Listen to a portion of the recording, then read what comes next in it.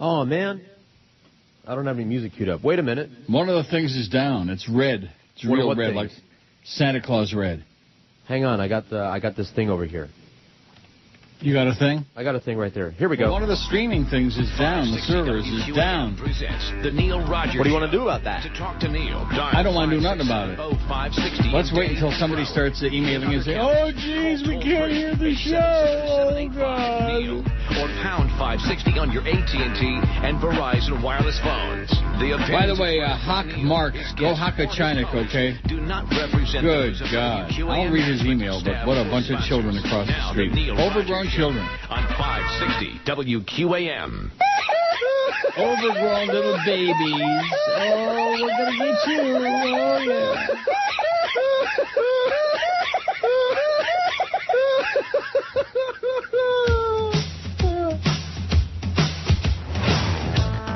A-Rod's life won't be the same. He can't blame the tabloids.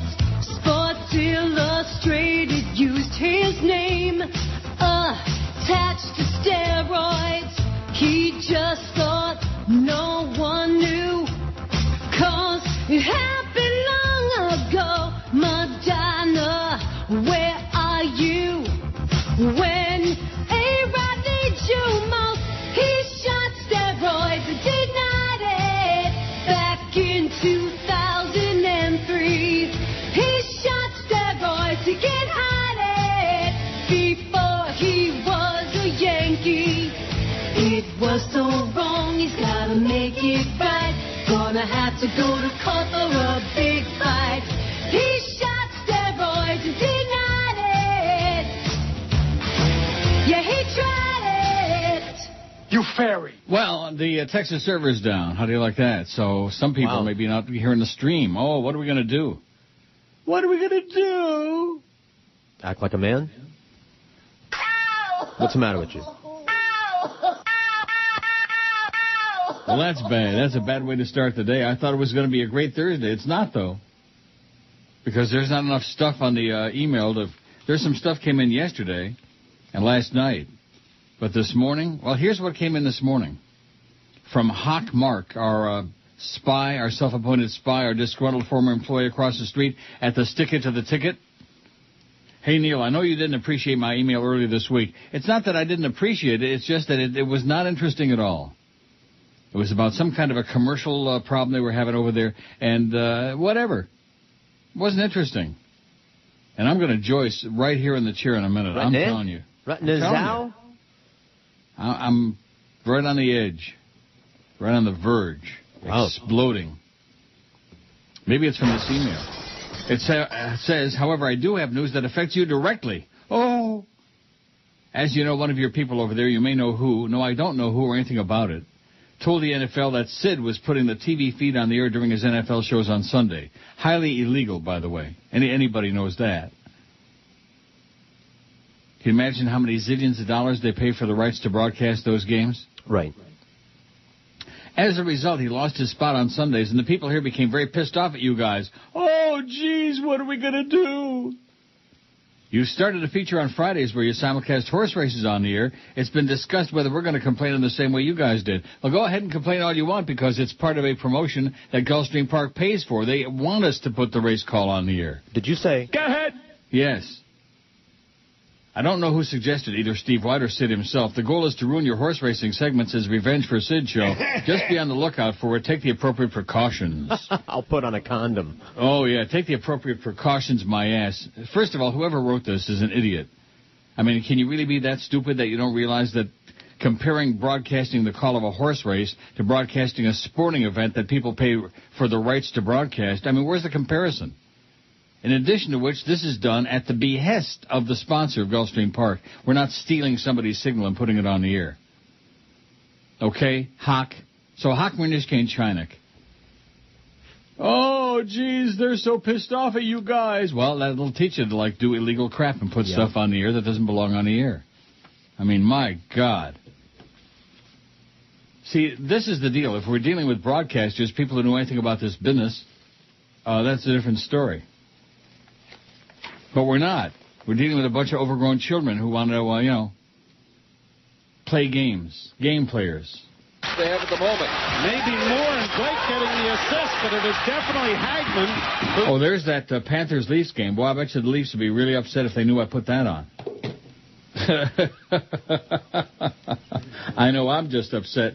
Oh, Adam Oshmak says you're coming in fine in Kitchener-Waterloo, which is surprising given this big hurricane we're having. Yeah, the wind is blowing bad. It's not a hurricane, but...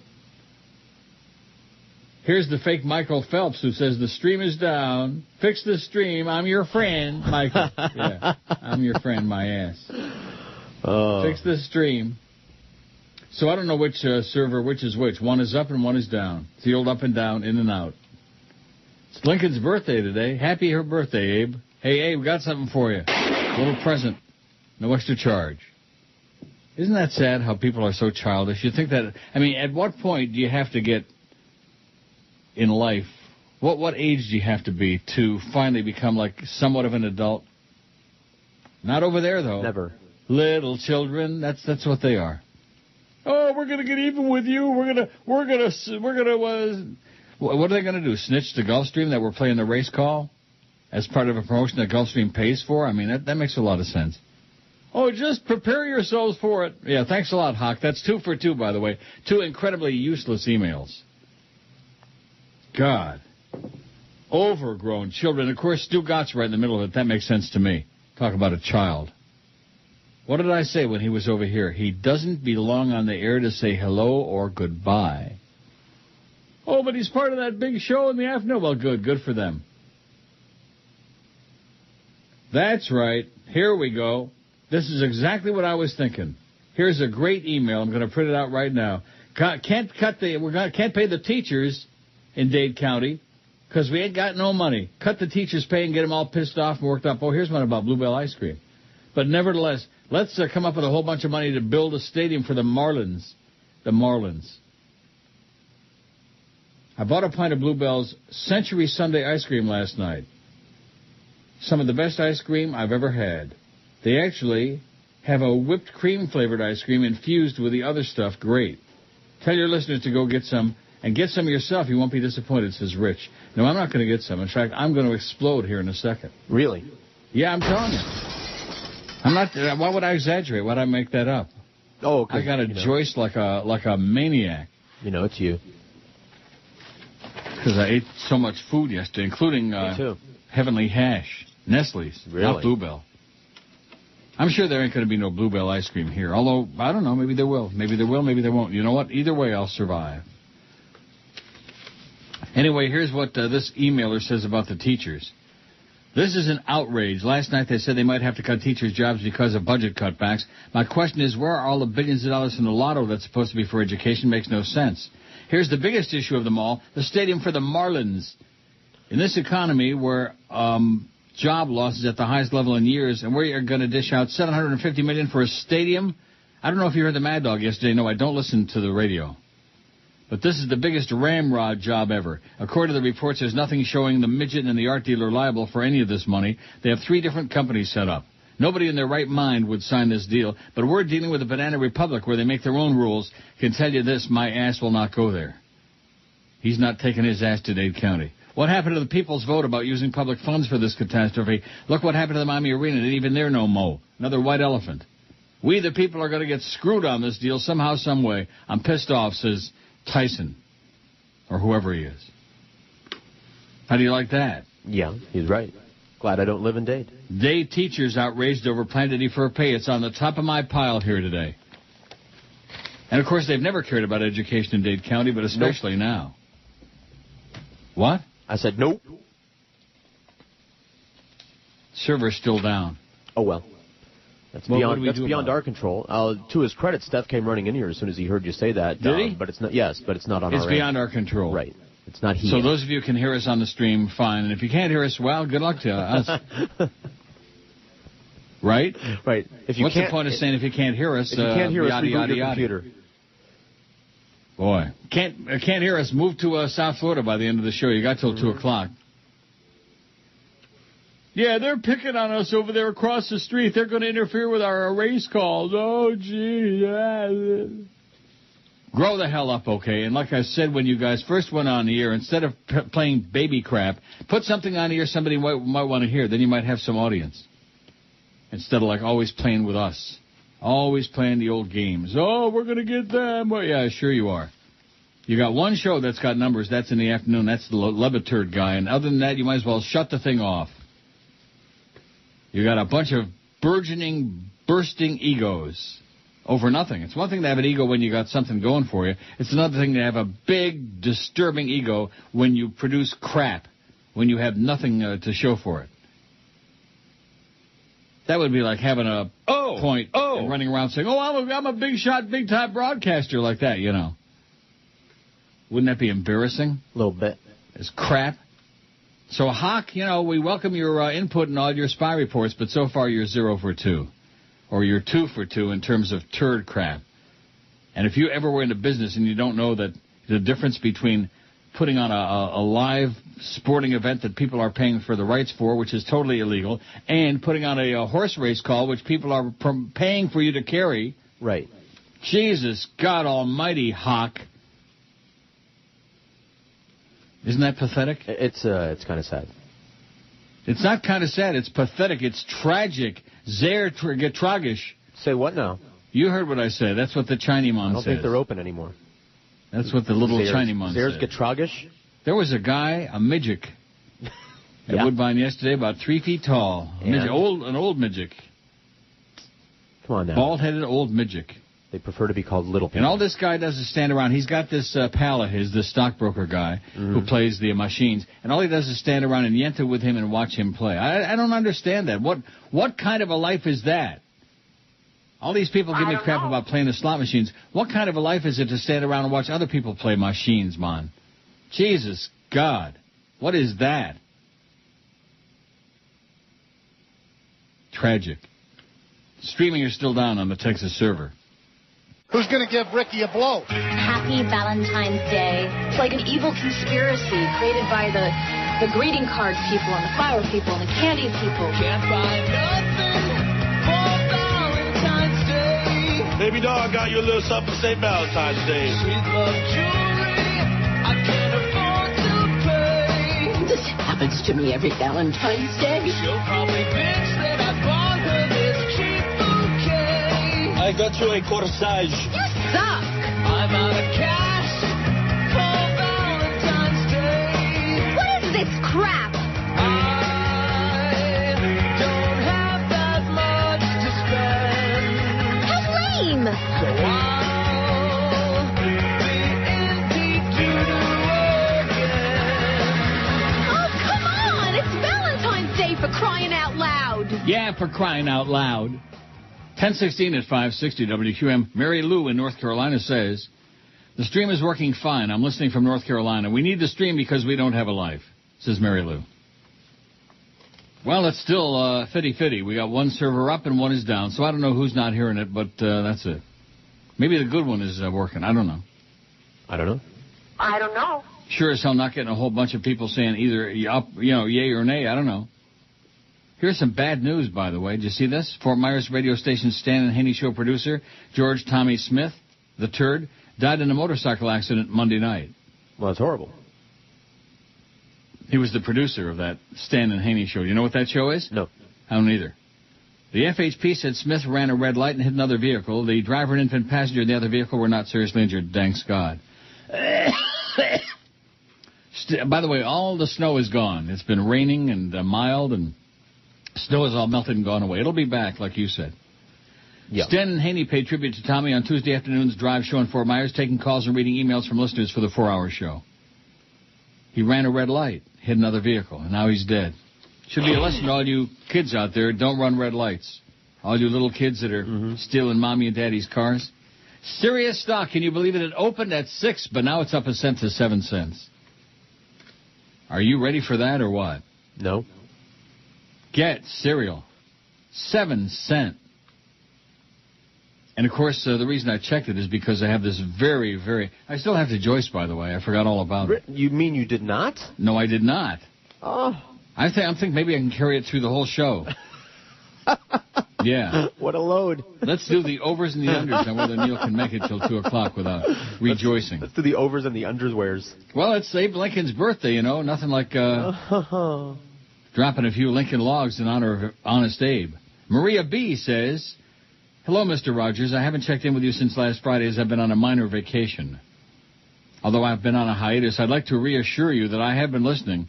This morning, the markets are selling off. But I'd like to assure you and your listeners, this is just a temporary blimp to the beginning of the Obama bounce. Not blip, but a temporary blimp. As to my understanding, tomorrow will be the first segment of the Invest for Your Future Fridays. Well, I hate to break the news to you, Maria, but no. It will not be the first, and there will not be any. One of the stocks I'd like to discuss will be Sirius Satellite.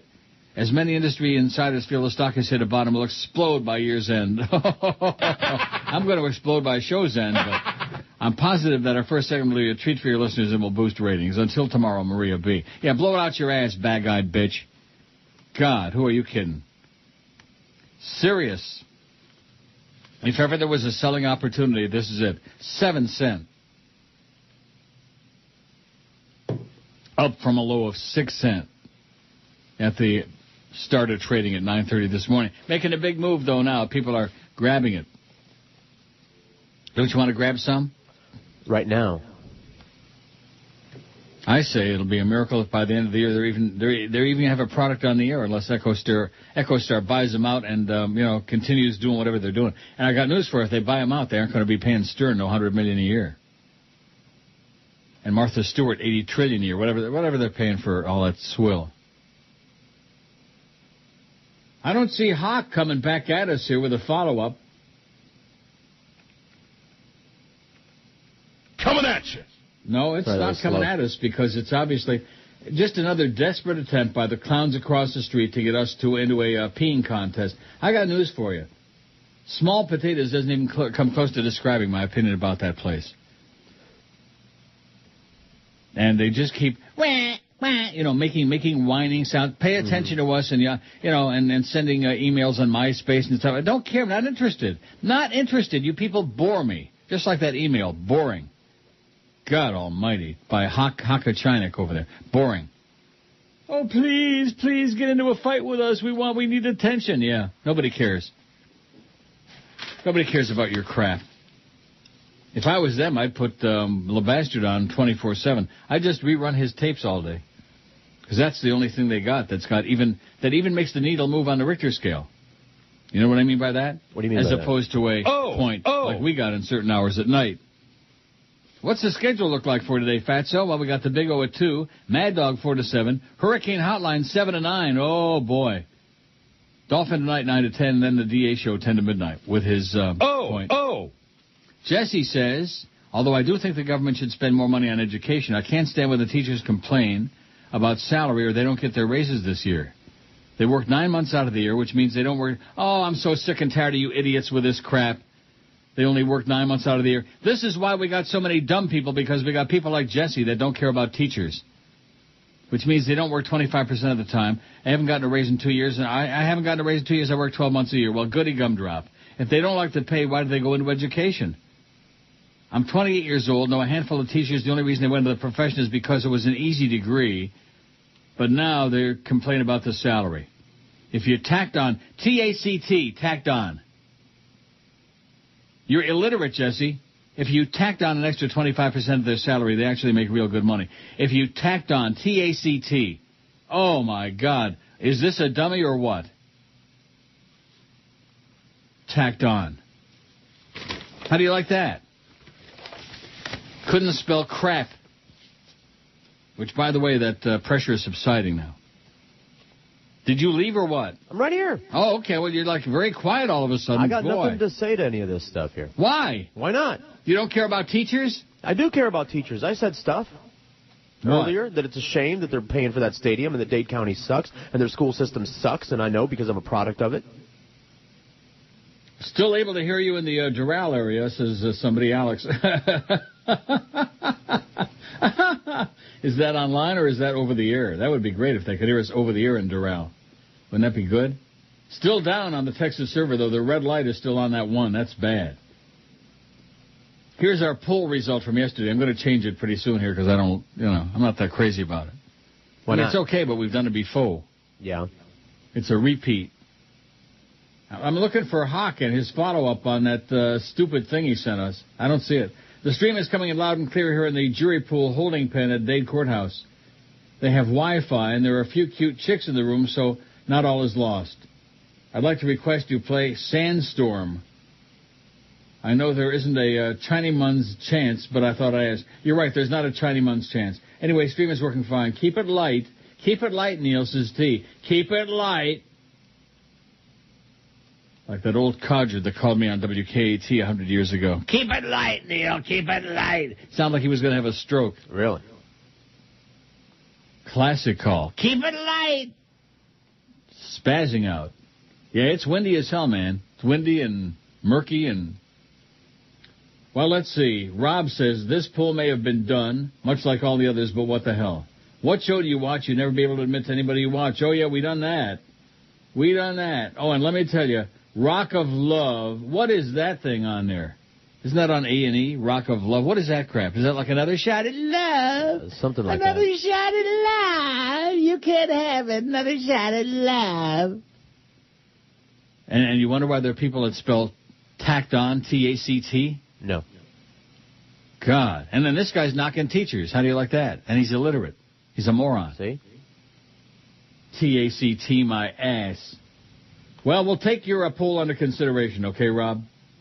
Been there, done that. Rock of Love bus. Oh, good God. Here's the poll. If I knew that today was my last day on Earth, I would. Spend the day having sex, 300. Spend a quiet day with my family, 213. Do something I've always been afraid to try, 97. Run all my credit cards up to the max, 82. Yeah, you're going to buy a bunch of stuff. Then what are you going to do with it if it's the last day? See, I don't understand that one. Right. Eat everything I've been avoiding for years, 48. Barge into my boss's office and pee on his desk, 47. Or even better, drop a big and smelly Joyce on his desk, on his head. Spend the day in church, 42. Go to Disney World, 34. Sure, have a blast.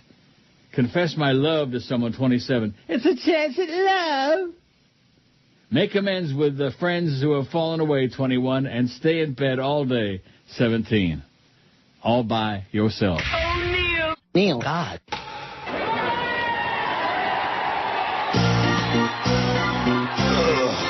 This one shot'll do it.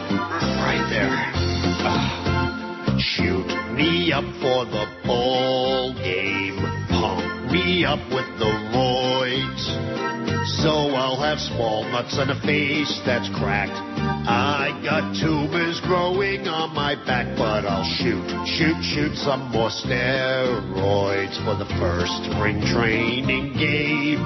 'Cause how else could I join Barry Bonds in the Hall of Fame? Oh! Hall of Shame, 10:30 at 560 WQAM. Bugsy says, and I'm just appalled that we're not getting, I don't know what the deal is with that streaming. I mean, we had a couple people say it's streaming just fine, but then again, they're on the one server, right. You know? They're on the other side of the good one. That's right. Now, maybe the other one doesn't really do nothing for us. I don't know. It's down. It's just disturbing to look at that thing and see the red one and the white. Now, have you got your computer fixed good enough that you can see that? Yes. You see the red one and the green one? Right. And the purple one and the chartreuse one? Mm-hmm. And the pink plaid, one? Yeah. Oh, the pink one Gold looks really gay. Yeah. Like Payrod's lips, pink. Bugsy says, when you do your Gulfstream Park routine, you hardly ever say the name of your horse during the race call. The race caller only says the horse's names, not the horse's numbers. So it's a little hard to follow when I'm getting in and out of the truck and trying to follow along. I see. However, I enjoy it very much. Somehow it's very exciting, which makes me think it's time for my annual checkup. By the way, the winner to yesterday's poll wasn't even on there. Kill certain people. Ah. Well, if it's the last day for all of us, what's that going to accomplish, you know? Because then you can leave the world a better place, you know? You can kill someone that deserves killing, and, you're on the way out anyway, so nobody can do anything to you. Dumb. Not as dumb as I like tact. that idea. Wasn't that the word what did he say? Yeah, I forget. Tacked on, T-A-C-T. And he's knocking teachers. If you're illiterate and you're a moron, don't be knocking teachers, don't be knocking education, don't be knocking anybody, okay? Don't even knock on the door, because we won't be home. You idiot. You moron. You fairy. Jesse, my ass. Dade teachers outraged over plan to defer pay. From the front page of your Miami Herald. After intense debate, the Dade School Board on Wednesday approved Superintendent Albert Carvalho's plan to balance the district budget by slashing $56 million in spending. The vote opened the door for Carvalho to begin negotiations about moving paid work days from the current fiscal year, which ends June 30th, to the next fiscal year, when Carvalho expects the district will have more money. Employees would be paid for those days sometime after July 1st. Oh, everybody, please buy a lot more lotto tickets. This is our best thinking to avoid the catastrophic conditions imposed on the school system, Carvalho said, adding the plan would enable the district to avoid layoffs. Now, didn't they pass the slot thing in Dade County already, just last election? Didn't they pass? I don't know. Now, if fat-ass Jeb Bush would have come in there a couple of years ago when they first put it on the ballot in Dade and Broward, and Dade voted against it, maybe the slot machines would be providing that necessary income to fill the gap, maybe the shortfall. God, I got to fix that. What? I got to fix that. It's dirty. What? That drop. Maybe I do. Hear that? Didn't used to make that sound. Where's that coming out of? The 360. Really? Yeah, it's like corrupted. Wow, that sounds bad. It does. That's the only one, too. I checked.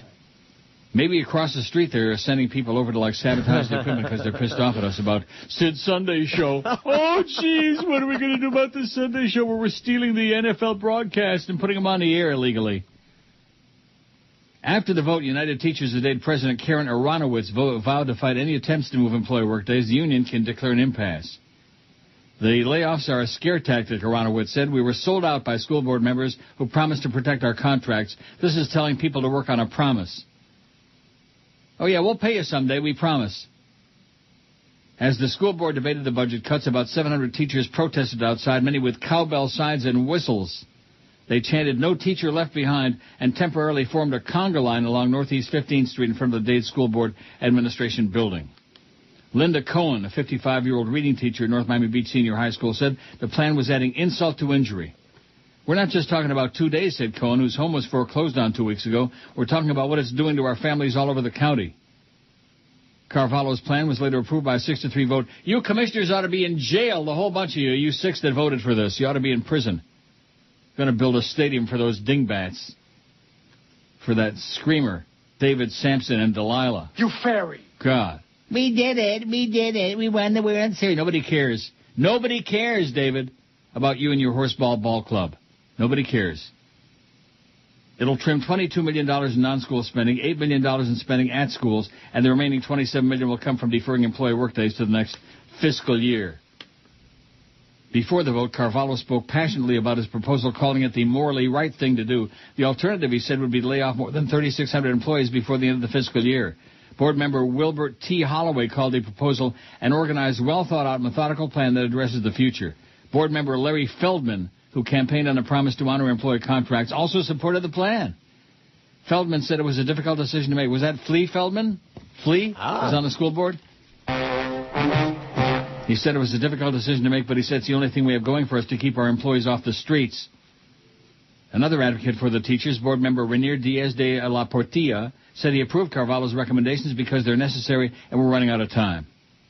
But he added that Carvalho was not off the hook because the school's chief must still address inefficiencies in the budget. Also voting for the plan were board chairman Solomon Stinson and board members Augustin Barrera and Martin Karp. Board member Ana Rivas Logan, former teacher and assistant principal, was the first board member to speak out against the plan. She said moving workdays to the upcoming fiscal year was akin to giving teachers unpaid vacation days. Vice Chairwoman Marta Perez also raised concerns. I appreciate all the hard work that's been put into this proposal, she said, but until we show our workforce we've truly cut to the bone, I can't support this proposal. Cut to the bone. Board member Perla Tabares Hantman voted against the plan, too, but only because she would have preferred to discuss other creative solutions at a special board meeting.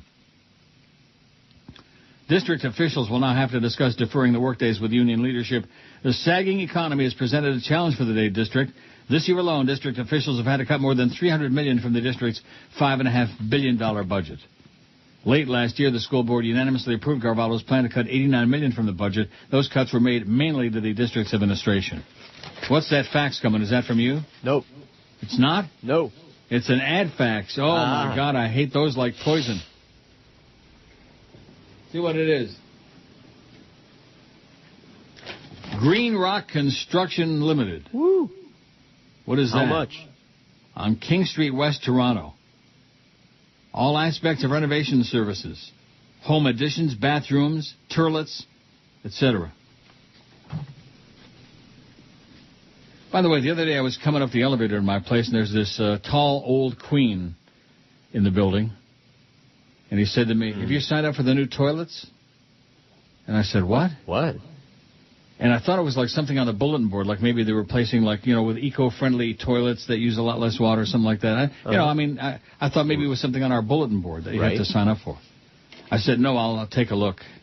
And there's nothing on the bulletin board about any new toilets. I don't know what the hell he was talking about. Maybe he's a crazy person. Maybe too much diddling, you know? Still down on that server. Any progress, any information about that? Like from Eric? No. No, not from Eric. Or is Eric involved in that? That's true. No, but he will, he knows something if anyone does. Oh, here's the thing about Dish Network buying Sirius. That's EchoStar. That's what the Dish Network is. Didn't I have that the other day? Well, I'll print this out anyway. Brandon says,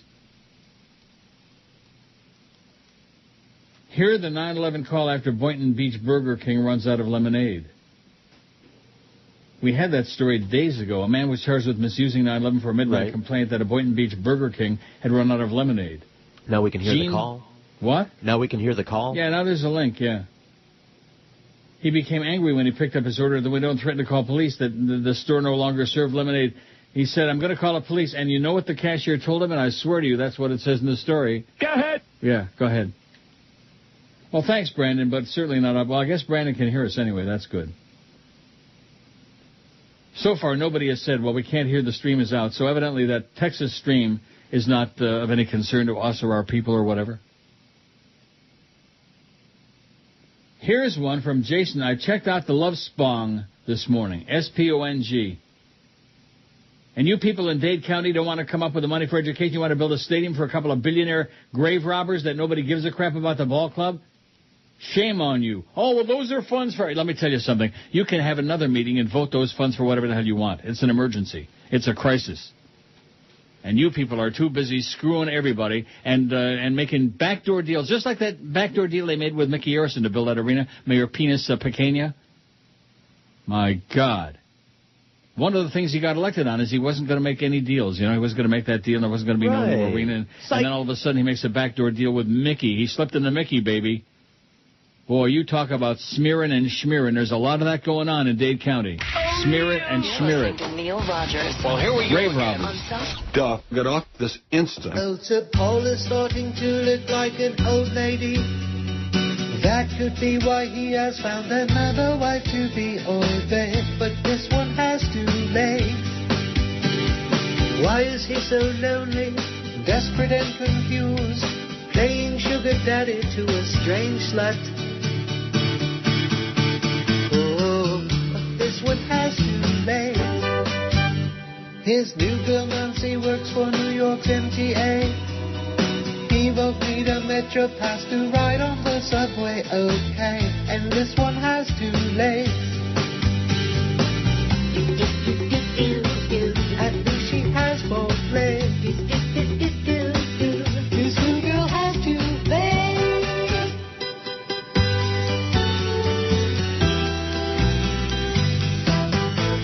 His ex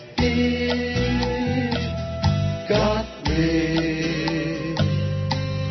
With love she'll have a good trip. He might as well just put his cash on a big truck and run it into a ditch. Nancy knows that he is rich and he will buy her things from money he made playing for a band she thinks was wing or bang. But this one has to lay. At least she has full play. His new girl has to play.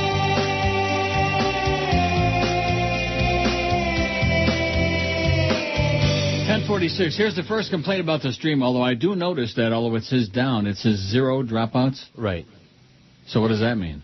I don't know. Eric says Here's the fake Alice Rantel says, is it me or the stream down? I tried listening from the gym on my iPhone. Just got home and can't get it on either. I'm in Orange County, says Alice. I've already gotten like 3. Have you? Yeah. Saying what? They can't hear it? The stream is down, and I reply back, it's a Texas server beyond our control. I'm just, like, mass emailing that out to people. What a mass. Yeah. So even though it says down 0, it's the red Eric light is on. Tells me. Who? Eric. Yes. Tells me that, it's beyond our control, but as long as one of these servers is up, we're recording the archives, so they'll be able to go back and listen. Oh, wow. So they'll miss all the really great crap, like that email from Hawk alerting us about that race call. No, they won't miss a thing. They just have to go back later. Like I'm saying, they'll be able to capture that when they go back to the archive. That's what I was saying. I don't know what I said. Whatever. It doesn't matter. The good news is I don't have to Joyce anymore. It subsided. It passed? Well, it didn't pass. Believe me, I'm old, but I'm not that old. Wow, that's why you have to... It doesn't pass without my knowing it. You have to carpe diem. That's really old, when you pass and you don't even know it.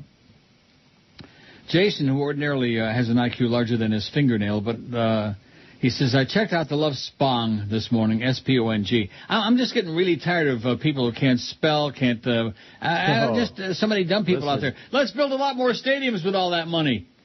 You people in Dade County, man, you need help. And you poor kids, all you kids ought to run away from home. Go to a place where they actually have schools where they might teach you something. Good God almighty. But, I remember one of the first things I talked about on KET 100 years ago. And you realize that our anniversary show is coming up very, very soon. March 1st, yours, March 1st? March 1st, 33 years on the air in South Florida. How do you like that for old... Oh, God. Wow. 33 years, and he's still puking away every day. Anyway, Jason checked out the Love Spong this morning. It sucks. Lots of interviews and guests who are really boring. He also must have like 10 people mic'd in the studio. They all talk over each other, completely unlistenable. Wow. I saw Bluebell ice cream at Publix yesterday. I did not buy it. It cost almost $7 a half gallon. Too much for me during these current economic times. During these hard times. I hope you have a lovely Joyce. Is it now time to release your bowels? And then he writes, go ahead. Go ahead. George, enjoy your day off. Go ahead. Take it easy on the reefer. You don't want cancer balls, do you? Or just say F and N. Go ahead, says Jason. Go ahead. Go ahead. The Love Spong. Brandon says, I can hear you nice and clear. He has the day off to goof around. Well, that's good. Yesterday, Bubba was playing Dunk Tank with his crew and made for bad radio because, of course, you can't see it. And all you heard for maybe 15 minutes was laughing. Dunk Tank on the radio. That's like golf on the radio. Like that. Yeah. Of course, our people on this station, man, they love their golf. Yeah, they do. The Tiger, it's the Tiger going to be at the Tiger. I hope Tiger announces to the world that he's on roid. He's got roids. Wouldn't that be great? Tiger's got roids, big, bad, purple ones in his ass. That would really be bad. I think we need to change that poll before I go back. Okay. To more of these emails, which there aren't that many of them, I'll tell you that right now. Hey, Neil, I hear it just fine at Earthlink DSL in Pompano Beach. Well, Pompano Beach is great. Thank you, Casey. That's good. But obviously, if the Texas server is down, what's the other one? Is the California one? Well, how come Alice Rantel? See, if it were the real Alice Rantel, he would be hearing it. So that right there, it shows that you're a fake. You're a fraud, Alice. Just like you always were. Total effing fraud. Am I right? You betcha. Yep. View previous. Let me give you the final result on this poll, and then we'll move on. Move along. Selection. There you go. Printed out, when in doubt. Okay. Now, here's the current poll with Valentine's Day coming up on Saturday. With that in mind, somebody sent this in the other day, and you said it was fine. The best way to describe my spouse or significant other is, you got to add something on there. I don't have one. Okay. Don't have one. My best friend, you're my friend, my soulmate, ballbuster, total bitch, slut, gorgeous, hot, fat, bloodsucker, ball and chain, fantastic, or history. And also you got to put on there, don't have one. Just did. Did you put it? Mm-hmm. There it is. That's when I'm voting. I don't have no significant udder.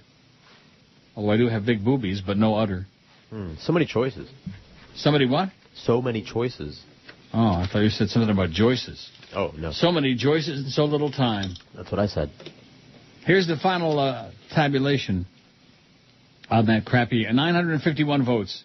If I knew that today was my last day on Earth, I would blank. Spend the day having sex, 313. All day. Now then, those emails, those spam emails, would come in handy about Cialis and Viagra, you know? When I come in handy, they do a land office business. Of course, they'd be dead the next day, so what are they going to do with all the money? The last day on Earth, everything should be for free, shouldn't it? Right. I mean, you know, who needs profits on the last day on Earth? So just give everything away for free. Here, you want to drive a beautiful Corvette? Here you go. Here's the keys. Go have a great time. Spend the day having sex, 313. Spend a quiet day with my family, 215. Quiet. Do something I've always been afraid to try, 100. Like jump off a 50-floor building. Run all my credit cards up to the max, 83. That just doesn't make any sense. It's just silly. Why would people have to? Why would you pay for anything on the last? If you knew, if everybody knew. Oh, I see. If I knew today was my last day on Earth. See, I'm not even reading the poll right. My bad. You're bad. No, seriously. If today was my last day, not the last day for mankind. Right. Well, I'm misinterpreting the poll. Whatever. No, not whatever. It doesn't matter. Eat everything I've been avoiding for years, 49. Barge into my boss's office and pee on his desk, or maybe even take a big, wild Joyce, 48. Spend the day in church, 43. Go to Disney World, 35. Confess my love to someone, 27. It's another shot at love. Make amends with, seriously, if that show doesn't, if they don't take that thing off the air, I'm going to kill somebody. Make amends with friends who have fallen away, 21, and stay in bed all day, 17. Just lay there like a lump, waiting to die, and just mumble. I'm dying over here. No, I mumble. Not so loud, more like, I'm dying over here. yeah, like that. Yeah. Walnut says, it's amazing how people take things personal, but they don't even make up a name. Subject, state of mind. Neil, I heard you taking a cheap shot at me yesterday toward the end of the show regarding my email from a few days ago about the food in Rome. How can I take a cheap shot or even an expensive shot when you're anonymous? Right. Of course you turn it into a personal attack on character, as is your wont, instead of discussing facts. There is no specific notion that you can dispute. Right. Are you saying that it's impossible for an Italian chef to leave Italy, or they lose their ability once they cross the border? No, I say it's very unlikely that they're going to find the same ingredients. That's what I'm saying. Are you saying that it's impossible to ship ingredients or machinery worldwide? Yeah, you're not going to ship the great produce worldwide and have it still retain its original greatness. That's what I'm saying. Actually, even within Italy, most foodies would probably agree that Rome is filled with trattorias where the owner's just looking to make a quick buck, whereas the other regions of Italy have higher concentrations of eateries with owners who have a real passion for their food. You're full of crap. Then, of course, you're always talking about how great the food is in certain northern European cities you visited. Do you realize that if you were actually eating the food native to that area, you'd be eating herring and rye bread? But that's not what I'm eating. It's the exact same concept. No, it is not. The ingredients and recipes in the restaurants there have been imported. Once again, further proof that it's all state of mind for you. As is typical for you, you have a stubborn, strong opinion on something which you know little or nothing about. And, of course, you don't have to worry audiences disputing your crap. Their intellect is way below average to begin with, and 95% of them probably don't even possess a passport. That's right, their audience is way below, like you, like being the great intellectual that you are. The great food maven that you are. The great world traveler, the great pervert expert that you are, and everything. Herring my ass. How do you do that? And where did I talk about how great that? I talked about, like, in Berlin, I love the bratwurst. Yeah. And they have some good ethnic restaurants, but not like in Rome. You think that you're going to find in Berlin an Italian restaurant with the food like in Rome? You're dreaming. You're dreaming. And let me say this, Mr. I have no name, not even a fake one. Let me say this to you. If I like it, I like it. I don't have to answer to you. I don't have to answer to anybody. That's what I like. Ooh. Yeah, how do you like that? I know that's revolutionary. Yeah. That's really revolutionary and very unacceptable in your little myopic world, but nevertheless, that's the way I live my life. I like what I like. If you don't like it, fine. If you like it, great. If you don't like it, that's okay, too. As a famous philosopher once said, if you don't like it, go ahead. Right. Eat something else. Eat this. Or just take the letters of the word this and rearrange them a little bit. Eat that. That? Yeah. See, you slipped up there. I'm sorry. That? That? Well, you always say that. I do. Why? Why not? This? Go ahead. That. Well, the best way to describe my spouse or significant other is don't have one. 8. Oh, how sad. That's what I voted. I ain't got no Valentine. Oh, my God. Alice Rantel says the stream is back on the internet, but not on my iPhone. Well, who cares? Can you ask your listeners if they're hearing the show on Utune? iPhone application? What's Utune? He just told you, iPhone application. I don't know, and I don't care. Sick of your crap, Alice. You know what? It might even be the real Alice. I don't know what your callers are talking about. Bluebell ice cream is $3.50 and 2 for $7. And oil has gone to $36, yet gas is going up every day, says Raul. You're right. I was talking about that with my cab guy the other day. The way they're raping us again. The price of oil is going down. The price of gas is going back up. And that's because those ragheads want more now. They want to start the old rape routine again. Those schmata heads. Oh, you're so cynical, Neil. You think everything is just made up and fabricated. That's right. It's all bullcrap, okay? The world is a business, Mr. Beale. Ned Beatty, one of the great performances in the history of motion pictures. Am I right? You bet. Yep. Why? What? Why? Why me? He didn't say why. Why me? Because you're on television, dummy. This is the Neil Rogers Show. Rock solid. This is your brain. You fairy. Any questions? Olympic superstar Michael Phelps, right there. This photo is the real deal. And it appears to show Phelps smoking a marijuana pipe. Olympic dreams and swimming speed. He's a human dolphin who just can't be beat. Each time he moves, he just improves. Like Mike, if I could be like Mike. Are you high? Oh, yeah, that's gold medal quality. It's 11:03 at 560 WQAM. The streaming is back. It's on. It's green. It's clean machine, man. Alice Rantel, my ass. How the hell do you do that? God. Hey, Alice. You fairy. Who are you kidding? Here's one that says, Neil, thanks for taking a few hours out of your busy schedule feeding slot machines to do a show for us today. No problem. Any chance you can postpone your vacation another week? I'll be working next week. We'll have nothing to listen to the week after. I'll be off, so it'll be much better for me. Sorry, mister. No can do. 604 area code. Where's that? Let me go look. Yeah, go look. Take a look now that you got your computer back up and working. Thanks to whoever fixed George's computer. My computer. Timmy. Who? Timmy. Timmy, thanks, Timmy. 604. Looking. Vancouver. Really? That's right. I should know that. How do you like that? 604, no less. Wow. Pretty impressive. Mm-hmm. Adam Oshmak, also another Canadian. Oshmuck. If you have time, you should go see Milk. It's really, really good movie. It's about Harvey Milk. It's not about Elsie the Borden cow. Also, do you happen to catch the premiere From G's to Gents on MTV? It's possibly the only worse show. It's the only worse show than A Shot at Love. Oh, no, there are other worse shows than that. Another dating show. I forget what they call it. Oh, where they're all sitting in a trailer waiting to go out and be rejected by some ugly bitch or some ugly guy. Next. Next. That's right. You're right. Oh, you've seen that, huh? Yeah. I'm glad you get subjected to the same crap that I get forced to watch at times. I see it in passing, but... Another shot at love. It's no Blind Date, which I wish was back on. What? Blind Date. That was at least a funny show. Why can't they find some hot-looking people to put on these shows anyway? I mean, as bad as the shows are... Right. Who the hell would touch any of those people? Good pernt. The only shot I want to give most of those people is out of a 45. And what was with the Jonas Brothers playing with Stevie Wonder at the Grammys? Now, that was pathetic, says Adam. Well, Adam's moving up in the world now. Why, just because he can't see them? Was that the blind leading the blind? Maybe. By the way, I'm supposed to ask you which one it is that you like by my daughter. Joe. Oh, well then.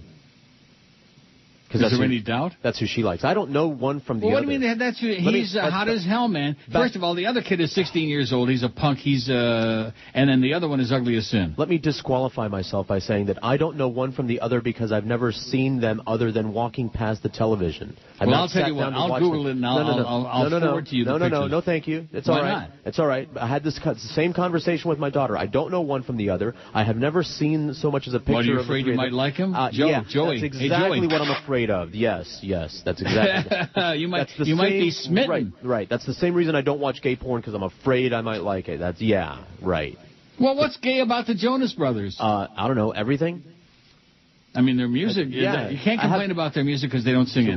You're not understanding me. At least I'm being honest about that. Now, the Backstreet Boys made some good music, but they weren't really hot. So anyway, she likes the same one, is the point that I'm trying desperately to make. Well, it goes to show you that we both have great taste. Apparently. I don't think it's all that disputable. I can't dispute it, because once again, I have not seen them and have no interest. Well, why are you so afraid to see them? I'm not afraid. Why are you afraid of boobs? What? Why are you afraid of breasts? I've seen plenty of boobs. I look at boobs. Yeah, people send me pictures of boobs and vaginas all the time. I look at them and I think, well, you know. Yeah, I know what you think about it. That's before the show. What? So that's one of the funniest things that you go through. What? Say the word vagina to Neil and listen to the commentary.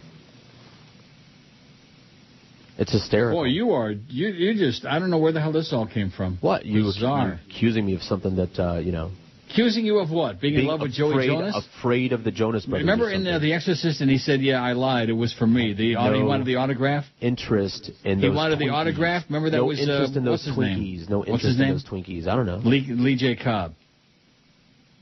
The inspector. He said it was for his daughter, but it was really for him. The autograph. Right. So you're telling me that your daughter's got the hots for Joey Jonas. My daughter has the hots for Joe Jonas, and she wanted me to ask. Well, I saw him first. Which one you liked, because she wanted to know. Did she really? She did. How old is your daughter? 20. Oh, you're talking about Sabrina. Duh. Oh, I thought you were talking about your little... The 6-year-old? Oh, yeah. Oh, yeah. Well, I would think that 6-year-olds are into the Jonas Brothers. I would think that's more their speed than 20-year-olds. Yeah, no. Well, tell us, she's not ready to date yet. Number one and number Maybe two. when she turns 7, she'll be, dating. That Joey is so smoldering. And the rumor is that he might be gay. Like that. Which means he ain't going to be interested in either one of us. Hey, Neil, long time no talk, says Brandon Lefebvre. No kin to Sylvain Lefebvre, the great defenseman from the Toronto Make-Believes back in the early 90s. And the Quebec Nordique. Still waiting to hear No One Speaks English Anymore bit. Oh, get out of here. Also some more Chris Matthews bits. Your show's been much better lately since you've been playing them. Also, I have the same bong Michael Phelps was using, but much better pot, I'm sure of that. I grow my own, as a matter of fact, using the Aero Garden, the thing on the infomercials. It works quite well, but only grows about 1.5 ounces at best. Tell George I have a nice bag for him next time I see him at the roller derby. All right. Thanks for the entertainment while I'm here at work. No problem, Brandon. And George says he'll take it. Yes, I will. He'll take it and he'll like it. Mm-hmm. And he'll smoke it. Yes. Look at that. It looks so nice to see those green things back on there again. Up, and away. By the fifth dimension, Marilyn McCoo. Cuckoo-ca-choo. Let's get back to the music again. All right. Not. I'll play some Jonas Brothers.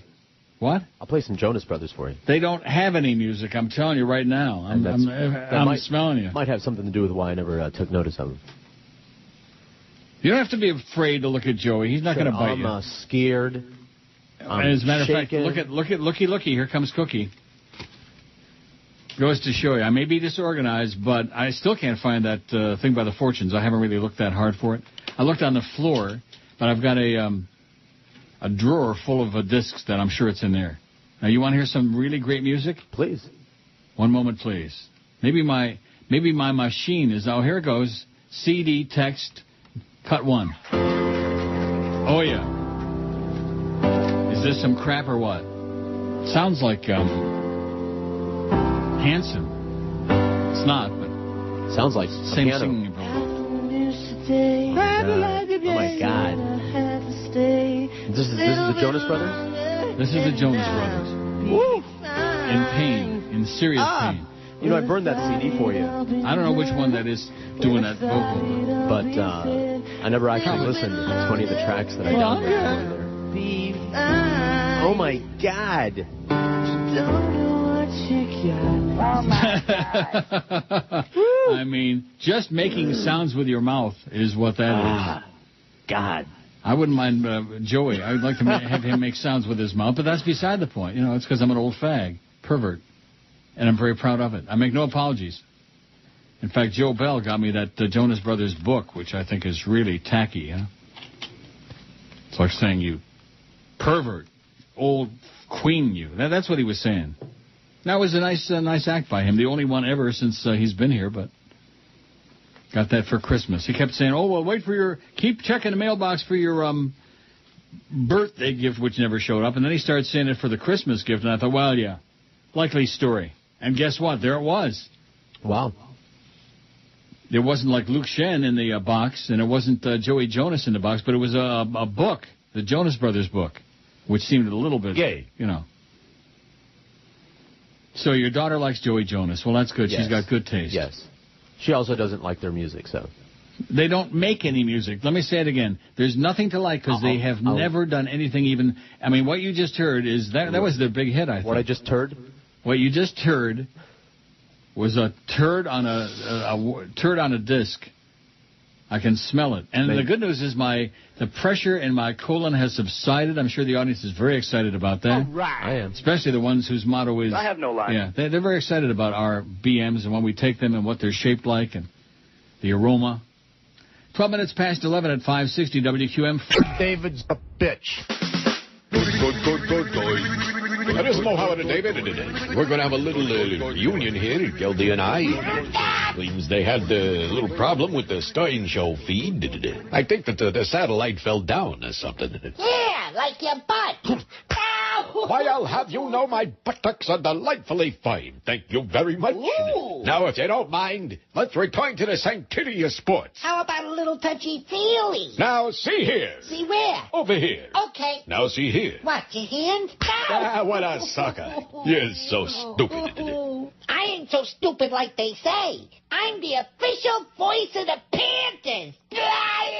Big deal. Why, I'll have you know I made my bones when you were an embryo. How do you know? Well, there's something I never told you. Yeah? Well, I'm your father. Daddy! Son! I'm an embryo.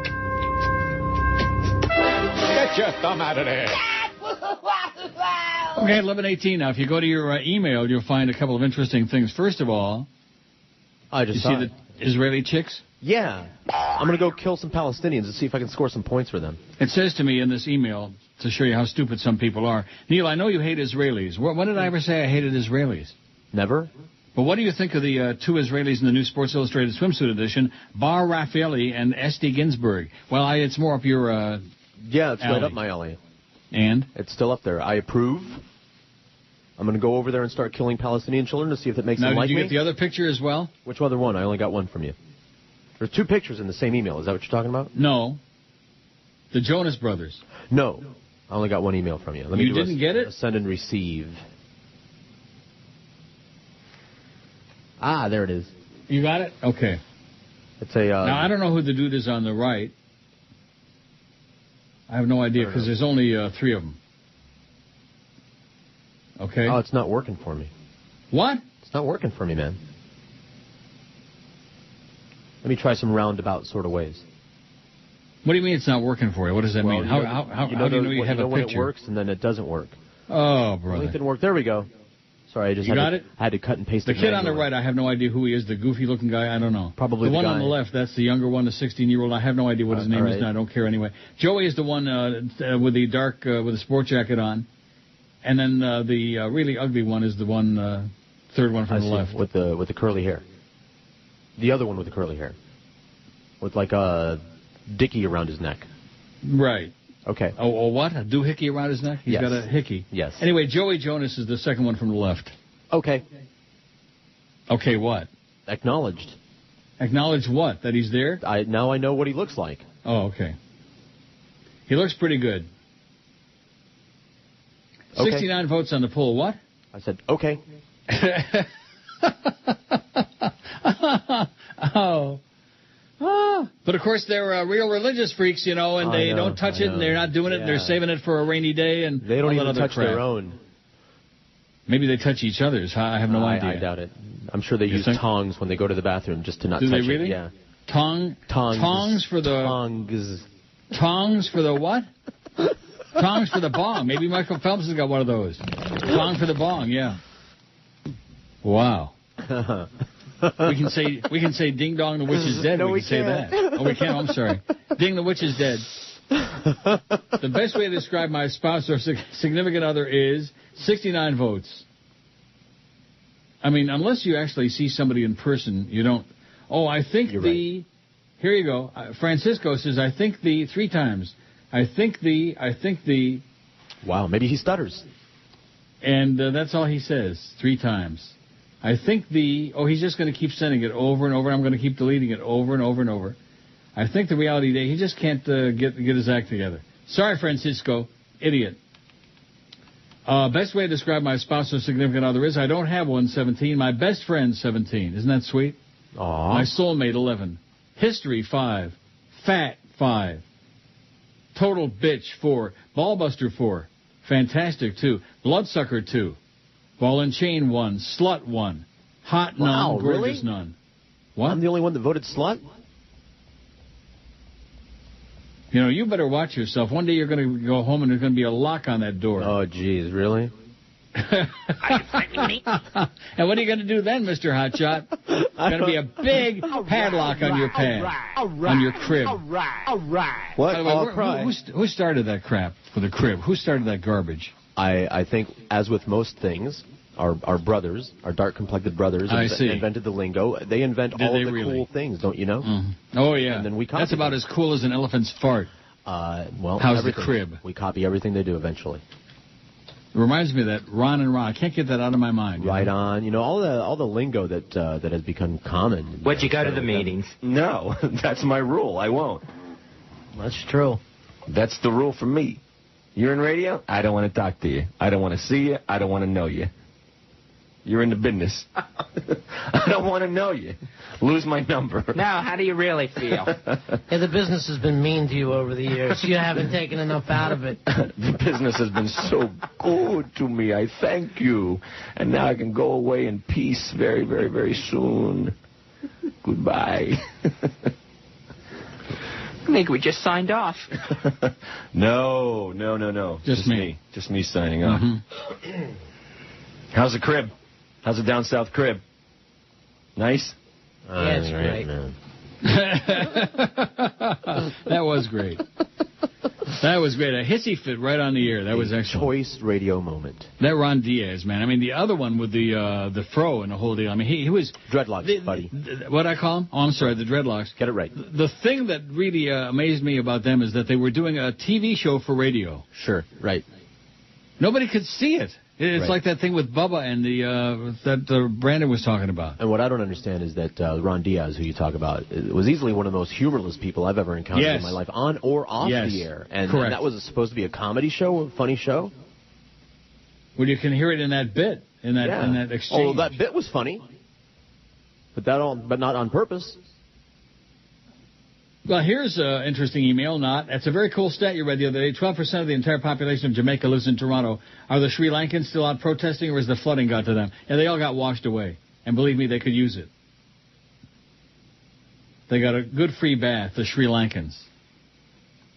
I still don't know what that whole Tamil Tiger is all about. Isn't it about golf? I don't know. The Tiger. Oh, the Tiger. Tiger's going to be at the tournament. Tiger. Who cares? Chubman Dreard. NASDAQ's down 17. The S&P is down 17. Oh, boy. That means the Dow must also be down. CNN in those little teeny tiny numbers in the bottom right hand of the screen. If you got a big, big microscope, if you got a magnifying glass, you might be able to see it. Dow down 165 points. Boy, when's the Obama bounce coming? There it is. Jonas Brothers picks. I'll send you a whole bunch more if you want them. Oh, no, thank you. I'm good. Thanks. Now, you must have an opinion on what he looks like. He's a good-looking guy. There you go. See? He's a handsome young man. They're very good. That's a good way of putting it. I would say he's hot as a pistol, but that's because I'm an old fag. 7 cents still. It opened at 6, and now it's 7 cents Sirius. Boy, for $1, you can buy 14 shares and have a couple of pennies left over for bubble gum. I wonder how much it costs for bubble gum nowadays. What do you think? I don't know. I buy the minty kind. The what? I buy, mint gum like Trident. Oh, mint. I can't stand mint anything. I hate mint. Yeah, I heard you like to mince. No, I don't like mints or those who mince. So George gives his approval to the swimsuit ladies from Israel, the Israeli ladies. Yes, that's enough to convert And I give me. my approval to Joey Jonas. And a big bonus. I'll go ethnic cleansing for them. I'd pay him a big bonus. Of course, you don't need my money. They're making more money than God. Based on what? Talent? Bonus. Oh, my. Down to Jonas? Jonas bonus. Here's one that, let's see, back to back. Goes to show you. Thanks for taking the week off. We can't wait for Georgia's shows to start. Take Paco to Woodbine. And then one that says, from Adam, the fake Adam Kirshner, what's up with George? He's sounding more and more like the bird without the funny cackle. What's up his ass? Boy, what a malcontent. So you see, here's somebody can't wait for you to do this. By the way, George won't be here tomorrow. Flea will be here. Flea and me. And next week, George and Flea. A lot of Flea. A lot of laughing and scratching with the Fleameister. I still think that's a pretty good idea, Flea 2 to 4. Fake somebody else used that same line before, in case you don't What? remember. What's up with George? He sounds like the bird without the cackle. It's the fake Adam Kirshner, man. Yeah, Maybe it's the real Adam Kirshner. He's had it with your ass. He wrote the same thing under a fake other name Neil before. Rogers. Well, here we go again. All the crap you can unwrap. All the slime all the time. Do you suffer from severe premenstrual symptoms every month? Think for one f***ing second. Kick your f***ing ass. The f*** are you doing? If so, it could be more serious than just typical PMS. No! Don't shut me up. What don't you f***ing understand? If you experience severe emotional or physical distress prior to menstruation, like this in the background. What the f*** is it with you? you may be eligible to participate in a research study being conducted in our area. Shut the f*** up. See our website. No! It's 11:31 at QAM. So I got some shocking news here. Let me strap myself in. From Barry Jackass. Real or imaginary, and the subject, Lee Feldman. Flea. Okay. Now, isn't it pretty sad? And this has been going on for a long time, not just with the present regime, but even especially back during the Greg Reed days. For a second there, I forgot his name. I had a brain fart. So forgettable. Barry is the conduit. We have to find out everything that's going on inside the building from Barry Jackass. Nobody tells us nothing. Right. Including your close personal friend Lee. Lee Feldman up to assistant PD at WQAM Beasley.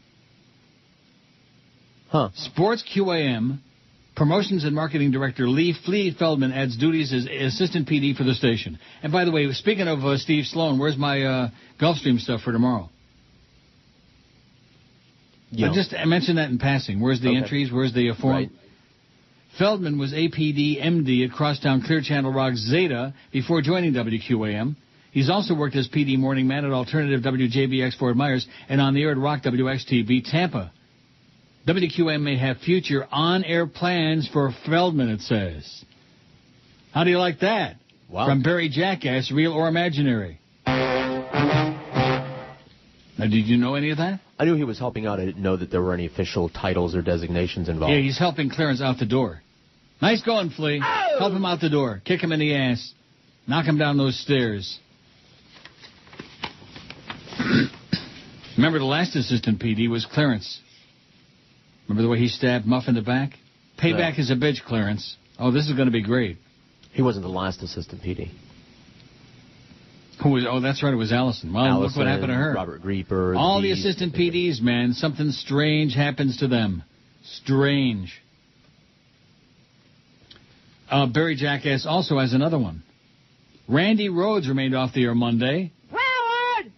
But syndicator Nova M issued a statement over the names of Rhodes and co-owner Anita Drobny, saying that the absence unexplained on the air is due to technical problems. Wow. The statement reads, Nova M continues its efforts to rectify the technical problems that have caused interruption in Randy's ability to broadcast the Randy Rhodes Show. Randy has made every effort to assist Nova M in order the show can be returned to the air immediately. However, despite her daily concern and intervention, there's nothing more that Randy and her team can do. We truly regret the inconvenience resulting from this situation and hope to have it solved without further delay. Thank you for your continued support. Nancy Skinner has been filling in while whatever is keeping Rhodes off the air continues.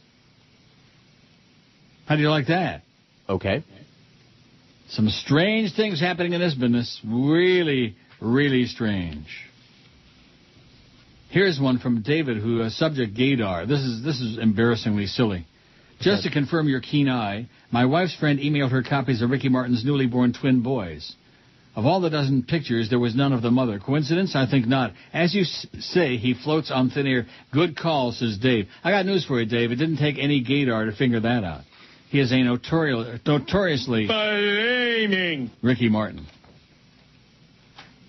Live in La Vida. Rectal. I mean, Elisa says, I'm streaming just fine on Eastern Long Island, thank Neil God.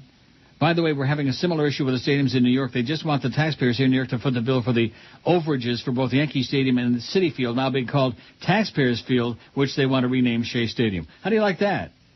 During these economic times, and they want people to dig into their pockets and pay out tax money to help billionaires build stadiums. Like in Miami. Can't pay the teachers. We're going to screw the teachers over and break their contract and break their backs. But, we got $750 million over here for David Sampson and Jeffrey Luria. A couple of grave robbers. How do you like that? Okay. Brandon sent me this story from Umeå, Sweden. Police mistake singing for screams. Oh, maybe that was the Jonas Brothers. Those were groans. Swedish police said they broke down the door of a hostel after hearing what seemed to be a woman's screams, only to discover an opera singer was practicing. Police in Umeå said they eventually became suspicious after a man who appeared to be loitering outside the Gamla Fängelset hostel late Friday eventually used a door code to enter the building, and a sound that resembled a woman's high-pitched screams was heard shortly after the man went inside, Swedish news agency TT reported Wednesday. They thought somebody in there was in distress and made a decision to raid the premises, police spokesman Pierre something Johnson said. However, when the police broke down the door and entered the building, they discovered members of a South African something cooking food in the hostel's kitchen. South African somethings. Chopped off, of course. A representative from the hostel soon joined the singers, explained to police the high-pitched sound had been a female member of the choir. Oh, that's what the word was, choir. Practicing for an upcoming performance at the Norlands Opera House. Police said the officers left the building after determining no crimes had taken place. They maybe it was Celia Cruz making a comeback. What do you think? Could be, although that didn't sound like opera to me. Come on now, don't start playing hard ass with old Celia just because she's dead. Not just because she's dead. Oh, because she deserved it, maybe? Sure. It's all Mommy's fault. Technical problem with my laptop, said Francisco, but after the fourth try, he finally got it going here. I think Frank in North Miami, a.k.a. Fake Francisco. Oh, I see. Maybe it is Francisco. And I'm printing it out right now. Maybe it's important. You know, he sent it 4 times. You think it's important? No. No. Lincoln's legacy, but they're Abe Lincoln intensive today. A lot of rumors that Lincoln was... Yay. But then again, you know, they make up stories about everybody, even me. Here it comes. Okay, let's see what Frank had to say that was so important. I think the worst of the reality date shows genre has to be For the Love of Ray J. This guy is not even a has-been because he never was. I think he had maybe one R&B hit, but the true claim to fame is being the little brother of Brandy, who had a slew of R&B hits throughout the 90s, as well as her own ponderous after-school-style sitcom on the UPN network. I can't begin to believe Ray J has that much money after these little sluts would come out of the woodwork for. They must have seen the stolen handycam footage of him banging the smoldering hot cam Kim Kardashian and either liked his technique or the kid must pack a freaking 9-iron. Rock of Love with Bret Michaels is equally bad. Oh, yes, it is. Michaels looked better when he was an 18-year-old in drag, but as his white trash genetics set in, the guy ended up looking like a train wreck of backwoods inbreeding. I wonder if his fingers are webbed. Notice he never removes the Rogaine saturated bandana. It's probably because his hairline starts where your skull cap begins. As for Flavor of Love, is the premise really believable? Flavor looks like an almond joy with gold teeth with no residuals left over from his days in Public Enemy, the rap group that made him famous. Probably due to legal fees from his numerous arrests for cocaine possession and alimony/child support issues. Sorry for the stupid I think emails earlier. My laptop crapped out. Been listening forever, will remain to do so. Thanks, Frank in North Miami, a.k.a. Francisco. Oh, Neil! You're listening to Neil Rogers. Well, here we go again. Neil God. On an all-new Dirty Jobs. 3 things come to mind when George is on your mind. peanuts, inbred hillbillies, and bathtub crank. Now, what we're going to do here today is pack peanuts. Doesn't sound too dirty. What do we have here, Cletus? Oh, well, this here. Oh, this is Cletus, by the way. Hi. Looks like rat poo everywhere. Oh, yes. I mean, it's all over the place. Our job is to mix it into the peanuts. Swirl it in? Oh, yes. You see, you swirl it, like you stir the rat poo until it disappears into the peanuts. Okay. Like this? Oh, yes. Oh, wait a minute. Now, once you're done with that, you spray it all down with the insecticide. Then rinse it off, right? Rinse it off? Yeah. Oh, no. You don't want any critters getting on it. You leave it on there. Leave it? Oh, yes. Oh, man. Oh, yes. You just leave it on there and you're done. You know, people put this in their mouth. Oh, well, the FTCAA, ASPCA, they said it's all right. You mean the FDA? Oh, them too. Making dirty food is a dirty job. Well, you'll never guess which fake I got an email from just now. I give up. The fake Tom Jicka. Oh, excellent. See, if you want to be a fake somebody, be a fake somebody else. Don't be a fake Tom Jicka, because he and I have got a code word that we use, so I know it's the real Tommy Jicka. In addition to which, he doesn't pay any attention to radio anyhow, so why would he care about this? From Tom Jicka, subject Josh Darrow. Neil, I just received the press release from the station. Does the new PD have anything to do with a rumored format change? Oh, I've been getting a lot of recent email from local radio people about this, including Stan Major, Johnny Dark, and Greg Budell. Inquiring minds want to know what I know, which is nothing. Can you fill me in? Tom. He's been getting a lot of recent email from fake this one and fake that one. Yeah. And this is from the fake Tom, so how do you like that? All the fakery all the time. It's like it's gone full circle now. It really has. And it was all started by the fake Barry Jackass. So I guess maybe there was a press release, eh? Now, have you seen Flea? Have you seen Hide or Hair or Flea? I have not seen Hair nor Hide. Although the food is arriving right now, so I'm fun to be distracted. The food is arriving right now. You know what it just dawned on me? What? That you don't have any? That you ain't got now? No, what it just dawned on me is that there's no, today is Thursday. Right. There's been no spot. Ah.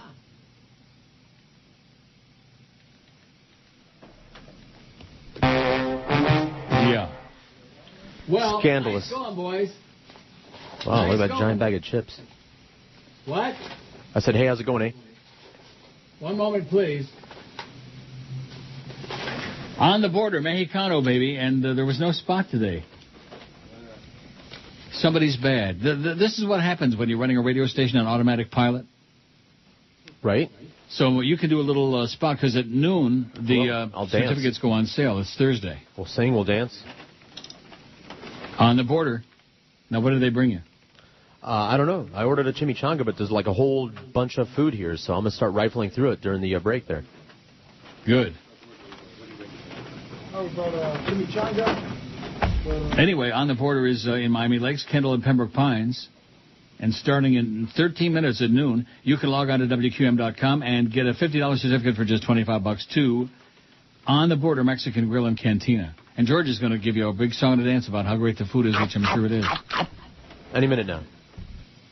How do you like that? This place just continues setting new lows in broadcast history. Just amazing. Oh, well, the log is all automated now. And bada beep, beep, beep, beep, boop, boop, boop. Yeah, right. Unbelievable. Shocking. Ain't it? It is. It is shocking. Now, did anybody come... What? Scandalous. That's not even... Were you about to say something like, did anybody come in and, like, pay attention to anything that you're saying? Or yes. No. You're funny. I see. Continue to be funny in your advanced age. Uh-huh. There seems to be a weekly thing that goes on. We've got the 2-for-1 restaurant thing going on every Thursday. We've had it going on for like 800 years, and it goes over really well usually. But they just can't get the spots on. They can't get they can't wrap their arms around it. They can't get their legs around it. There's something really strange going on in connection with this. You know what I mean? Yep. Right, exactly. That's Muff getting all upset about it. I didn't see that coming. Well, there you go. Maybe I might even play another one. Go ahead. But I don't think so. Well, when you said the food just arrived, all of a sudden, like little light bulbs starting to light up over the top of my head. Yeah? Like, oh, yeah, it's Thursday, and where were those spots? Right. Oh, well. On the border. We'll just have to talk a lot about them. So what do you got? A whole bunch of covered dishes on the other side of where I'm sitting. Oh, I see.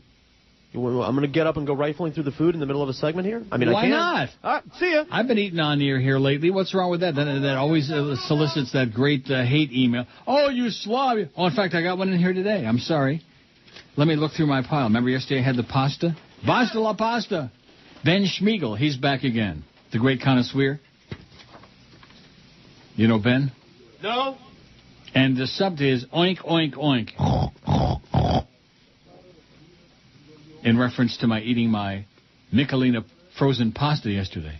Good job on the air today. I'm the same guy that emailed you about eating on the air a few days ago. No Schmidt, Ben. No kidding. You're the one. Today was the worst yet. Really bad. At one point it sounded like you were gargling into the microphone. Is it true nobody has ever complained about this? Perhaps it's because I actually have balls. Or maybe because you're just a pain in the ass. Even George was angry at one point and couldn't understand you. I don't remember that, do you? About what? You were angry that I was eating because you couldn't understand what I was saying? No. Well, why would anyone eat on the air? Because I wanna. Right. If you need to consume food, fine. Get a liquid meal like Ensure or Shake. But that eating was just vile. I'm not getting a liquid meal, okay? I don't wanna. Why stop with eating on the air? Why not do everything on the air? Then go to the bathroom on the air, fart on the air, have sex on the air. Come on, Neil, keep on eating. I know I'll be turning it off till you slurp whatever disgusting pasta you were eating today. And I really don't think I'm the only one grossed out. George, speak up. You know you felt it too. Yeah, feel this, Ben. I'm feeling it now.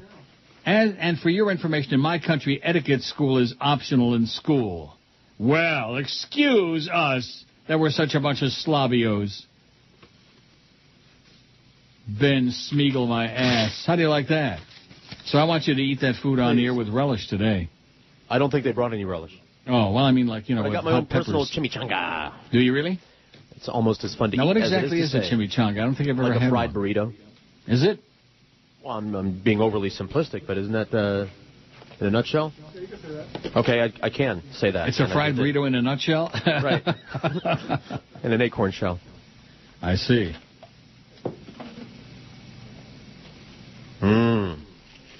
How is it? Well, I'm unwrapping my silverware right now, and by that I mean plasticware. Yeah. I know there's this is just absolutely outrageous. If the people are there, and I'm sure they are, from on the border, they ought to go out in the hallway and start screaming and yelling, where's the, who? And, of course, we have no idea who the sales hole is, who's the Pete Lenny, he's in here right now. What do you mean? Who?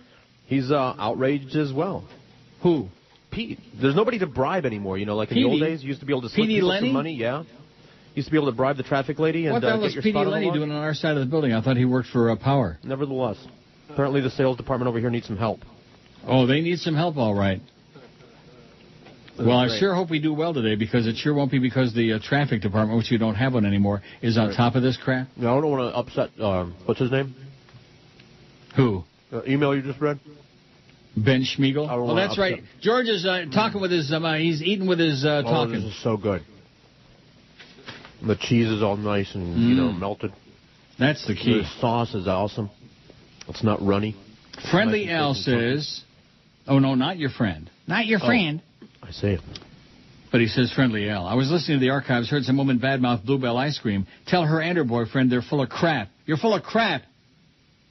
I bought a tub the other day of their cookies and cream flavor. It was delicious, cookies and cream. It was very creamy, full of flavor, and the cookies were of excellent grade, as opposed to the bland vanilla chocolate combo she and her boy smeared on each other. Her boy toy. For the record, I can't stand eating just plain vanilla or chocolate for that matter. Maybe that's the reason she hates the brand so much. Maybe she's a plain Jane. But at any rate, it kicks major ass. Better than Breyer's, better than Publix brand or any store brand, and especially better than Edie's, whose main ingredient is chocolate powder and water. Feh. Anyway, thanks for the free show, and we love George. Not your friend, Friendly Al. This is an excellent email from Oi Shmoy Jew, who finally recovered from the bad one he sent yesterday. Whatever it was real crap. He says, is it me or is Senator Lindsey Graham a sissified mommy's boy redneck pain in the ass? That is correct. Lindsey Graham, yahoo! I never met anyone as irritating as this old queen. Come out of the closet already. He makes Charles Nelson Riley look like John Wayne. And then it's signed. I have no life. Yes. Well, a lot of us suffer that problem. So P.D. Lenny is involved in this, huh? Mm-hmm. No wonder they kept that quiet. I didn't think it was a secret. What do you mean by that? Are you talking with your mouth full again? Yes. Now, here's a quick spy report from John. Actually, there's quite a bit of crap here with these emails. Thank God, because we still got 2 hours and 5 minutes to go, not that I'm counting. Not that I have an important date with a machine at 2 this afternoon. Well, about 2:35. John says, just a quick spy report about a turd that apparently will not stay flushed. The Big O had Warren Cromartie call in on what sounded like it was a can at the end of a string yesterday after you went off the air. I don't know if it was just the phone or he's gotten really heavily into drugs since he went off the air, but he was even more unintelligible than usual. There was seriously like a 20-second string of baffling syllables punctuated by, you know. Anxiously awaiting the Lenny Martez call-in, John. You're laughing with your mouth full. Sorry. Okay, 5 minutes. These certificates go online at WQAM.com. Now gives you a choice of awards. Earn free rental Let me days. say it again. In 5 minutes, the certificates go on sale at WQAM.com. Find the Neil Deals there. Click on one of those links that might work. And whoever's responsible for this, whatever it is, needs to be Schmidt canned immediately, if not sooner. Computer. Joe Bell. Joe Bell and his computer. Throw them both out on the street, and Lenny and P.D. Lenny will run over both of them. He can steal what's-her-name's company car, Jaguar. What's her name? Rand's company car, and run over both of them. This is Mark Morgan. It's the 12 to 1 hour on QAM. Real American a-holes. Real American a-holes. We salute you, Mr. I Still Think It's Funny to Ask If It's Cold Enough For You guy. Mr. I still think it's funny to ask if it's cold enough for you, guy. There you stand in front of the Happy Mart with that stupid smile and mustard-stained ski parka with the busted zipper, asking frigid passerbys if it's cold enough for them. Is it cold enough? Shut up.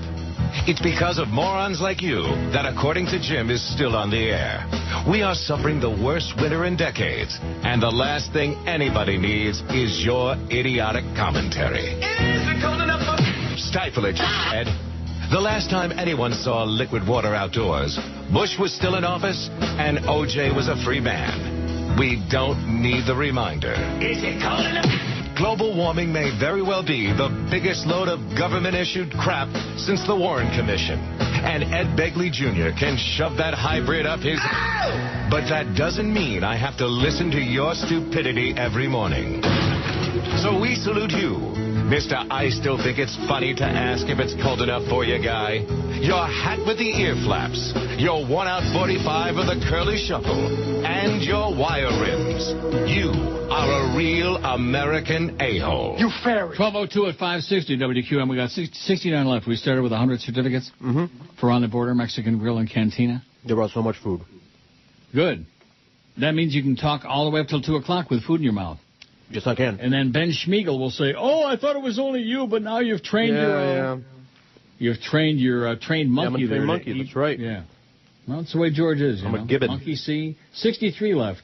Were you going to say They're going monkey pretty too? good here, considering the fact that our traffic department are not. You see, this radio station is going to hell in a handbasket. It's vanishing.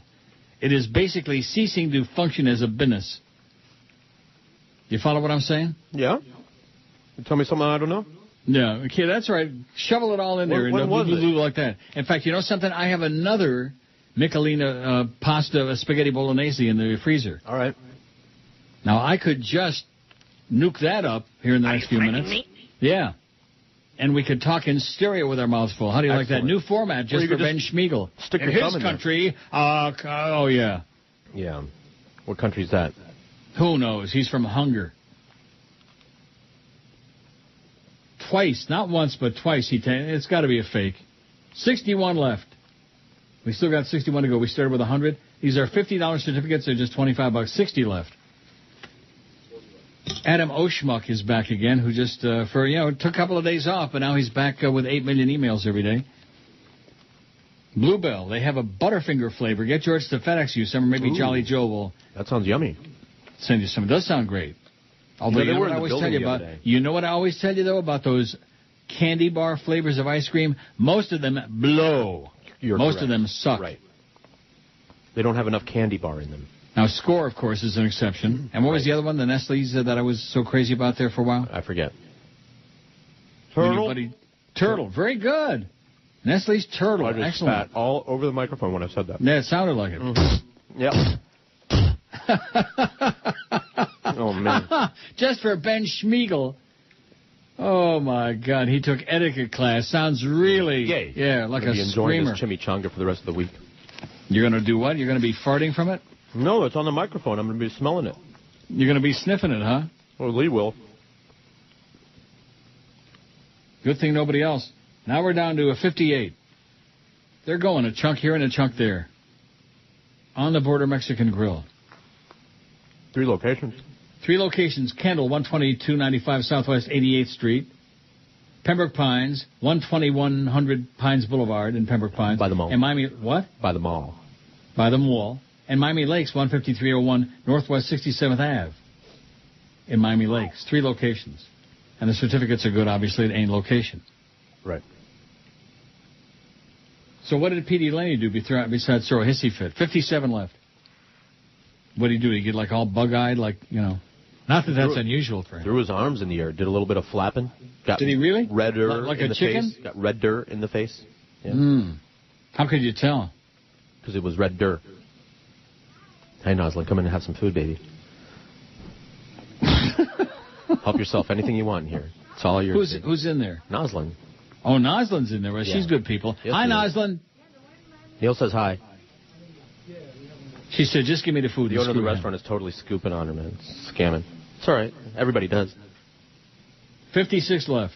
We almost got half of them sold already. That's not so bad, especially considering the way that the radio station screwed up this deal. I think we ought to give them something like Joe Bell's head. Just a second. What? Thank you, baby. No, I have lipstick on me. You just shared a big wet kiss with Noslin? Yes. Yes, I did. I see. Well, she's certainly been around a long time. Yes, she has. She's a survivor. Of course, who would fire her? Nobody. I know I might fire that other one out there at that front desk. That's screaming Carlos. But I guess we have to have one token screamer, I thought that was you. No, I'm not screaming enough. How's that for a little screaming? Let's get back to the emails, get back to the show. We just don't want to hear you eating and puking and drifting on the air until 2 o'clock, because then what's his name? Ben Schmiegel will get all upset again. We wouldn't want to do that. Where I come from, we don't tolerate that kind of, well, go listen to another show where they don't eat on the air, Ben. Get lost. Take a hike. Get on the pike and take a hike. Down to 55. They're going like 1 or 2 at a time. That's okay. As opposed to like big chunks. You know what I mean by big chunks? Oh, yeah. I'm sure you do. Here's one from Andrew who says, I completely agree with you and George that the Manfred Mann version of Blinded rips the shreds out of Springsteen's original. Is there any doubt? That's like saying that Joey Jonas is the best looking of the 3 kids, I mean, is there any doubt? If you got like even one eye that works a little bit, you can tell that. That's what Angie says. I got one eye on his fly. Well, it says what? That Joey Jonas is the one to like. Who's Angie? Angie's in here scarfing some food. She's one of the sales assistants. I don't know what's your actual title, Angie. See, anybody who likes guys likes the Joey Jonas. The 16-year-old looks retarded, and the other one is uglier than Minotaurus. Are you playing Blinded by the Blight again? I am. And this has got to be Manfred Mann. Oh, I wouldn't touch the other one. I don't even have the other one. Blinded by the light. Rolled up in a deuce. Wrapped up like a douche, another runner in the night. See, I don't care what anybody says. Now, we know what the lyrics are because we've seen them printed out. We always sing them wrong on purpose anyway. But when you hear the song, there's no way anybody ever knew what those lyrics were. So we always used to make them up, Yep. Rolled up like a douche box. Blinded rips the shreds out of Springsteen's original. Another little known fact is that the Hall & Oates hit Family Man was originally written by Mike Oldfield. Another little-known fact is that the Hall & Oates hit Family Man was originally written by Mike Oldfield of Tubular Bells fame. Yes. Wow. And didn't I ask you the other day, didn't we have this already? I don't know. This is the Mike Oldfield version of that song. But nobody knows from this song. It wasn't a very big hit for Tubular Bells. Yeah. Good song by either person. And nobody ever heard of it. And it's on his 5 Miles Out album. While it's definitely a pop music version for Mike, it's a bit edgier and displays his usual excellent guitar work. Ask anyone that's ever heard the two, they'll tell you the Oldfield version kicks ass. He's right. We can compare them. Well, Andrew, we agree with your taste in semi-popular music. I guess pretty much covers the realm of musical taste on the planet today. Thanks, Andrew. But how about another shot at love? Another shot at love. Seriously, whoever's responsible for that concept needs to be shot. Another shot in the head. Sorry. What is the Hall & Oates version? We were comparing Family Men. I never heard it. Most people haven't. Never heard Family Man by Hall & Floats. I know all my other All In Floats. 51 left on the Border Mexican Grill. 51. Slowly but surely, they will buy them. I mean, you know, the wait times are right now. If you can get half off on a nice meal. Sounds like a deal to me, a Neil deal. When you said that, when you said the food is here, yeah. If you could have seen the look on my puss. Little bell went off. I mean, but this seems to be going on every week now. You better get a hold of the Duffmeister in there and grab her by the ass, although you wouldn't be the first, and say, listen, sweetheart, what the hell's going on with this crap? Of course, maybe it's because, you know, we got all these, the new deal now. The dime a dozen spots, isn't that the new deal they started? Right. Dime a dozen. You want a dozen spots on the Neil Rogers show, cost you 10 cents. Isn't that the deal? That's dime the deal. a dozen? Yep. That even beats dollar a holler. Well, times are tough, you know. Yep. Well, here's a picture of some lady in a beautiful Corvette. I think it's a Corvette. Yeah, it is. Well, I mean, I can't see the ass end of it, but it's obvious. How could I not know my Corvettes, huh? 50. What a jerk. What? Down to 50. 50 what? Certificate whites. Oh, okay. So, in other words, you're eating and you're also keeping an eye on this? That's because we don't have Fat Chris anymore to do this, to do a lot of stuff on this show, right. Because they just keep cutting and slicing and dicing. Even Ron Popeil never sliced and diced as much as these bastards. Don't cut! Yeah. Cut the crap, that's what I say. God. Are those people still there from the restaurant, or are they gone? Yeah, the people, the guy, Christian. He's right gone? here. He's right here. He's right there, thank God. Well, they're going pretty good, so, you know. Hey, AJ, how you doing? We were just talking about you this morning. About who? Oh, AJ. Remember I was telling you all about AJ this morning? Well, that's the new guy that's taken somebody's job. Gary Sarner's job. Good, we like you a lot then. It's an open mic in the studio, AJ. Say it a little bit louder so we can dump it. What did he say? Did he say so? What did he say? Huh? What word did he say? He said, shh. Did he really? He really did. Must be a real radio guy. Walks into a studio with live mics open and says, hey, Schmidt. Who hasn't done that? Not us. I did it just this morning. What you talking about? Rumor has it that Dish Network may be buying Sirius, writes Elisa. Very windy in New York today. Yeah, windy here too, honey. Apparently we have about the same weather as you here on Long Island. Sirius may also file for bankruptcy. Yeah, no kidding. No kidding. I had Sirius in my rental car last week. I was visiting Florida. It was cool, but it was free. I would never pay for it. Apparently, that's how everyone feels, hence them going under. I would pay for Joey Jonas, but that's about it at this stage of my life. I'd pay. He don't need the money, though. Plus, he's pure, you know what I mean? He's pure. No, I don't know, and I don't pure, believe it either. Yeah, untouched by pure human glands, man. Pure crap. By the way, our rental car last week was a 2008 Hertz Yellow Vet. See, I told you. I now know why you have the love for the Corvette. It's pictured below with me down in Marathon. It's a beauty. Hertz screwed up, so what else is new? I was promised a convertible Mustang, and even called that morning to confirm it upon our arrival at Fort Lauderdale Airport. They said they didn't have any when we got there, refused to take another car. They found a silver Mustang convertible. We went out there, loaded the luggage in, walked around to the side, the car had a flat tire. Long story short, to shut me and the old man up, they gave me the Vet for the same price. We paid about $450 for a week's rental. Boy, I want one now. We managed to open it up on the turnpike and over the 7 Mile Bridge. 135 with the hair on fire. Very cool. 135 mile per hour. Do you understand how fast she's talking? Yeah, that's fast. On a beautiful... Well, you know, they were expecting a Mustang and they got a Vet. Sounds like a good deal, honey. WQAM is proud to bring you the WQAM School of Broadcasting. Yes, you too can have an illustrious career in the wonderful world of radio if you follow our curriculum. The course is free. Of course, you'll work for free.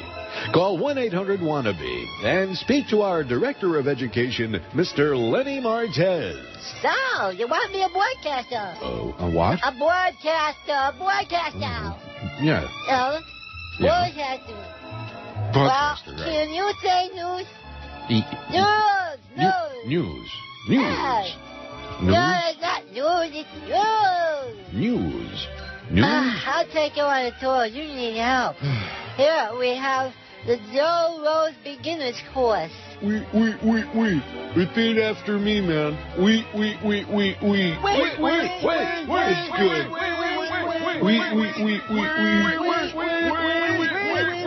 And over here, we have the effect of the Rivalry Road. We know what you need.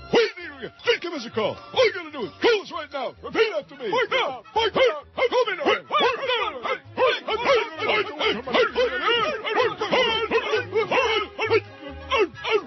And over here we have the hypnobitivism.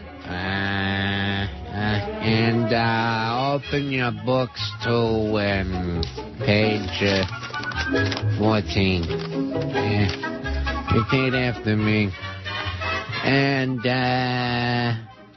no, that's what I want you to repeat. Go ahead. Okay.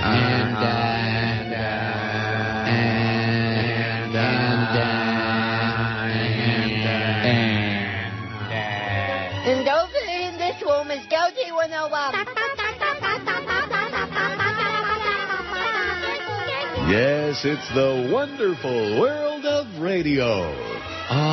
Radio, where you can hear your own voice. Let the WQAM School of Broadcasting provide you with the essential tools you'll need to make your wet radio dreams come true. One come true. Go ahead. Okay, 12:20 at 560 WQAM. So we got 36 left, and you want to know why they're going nice, steadily and surely, but not in big chunks? Why? Because they can only buy one. Oh. Well then. Somebody emailed me that. I see. They're only letting you buy one. Well, that's what the deal is, if you'd read it. There you go. How many deals can I purchase? Solamente uno, one. Nevertheless. Can certificate be used for booze? Yes. Can be used at other locations? Yes. Cash back for unused portion? No.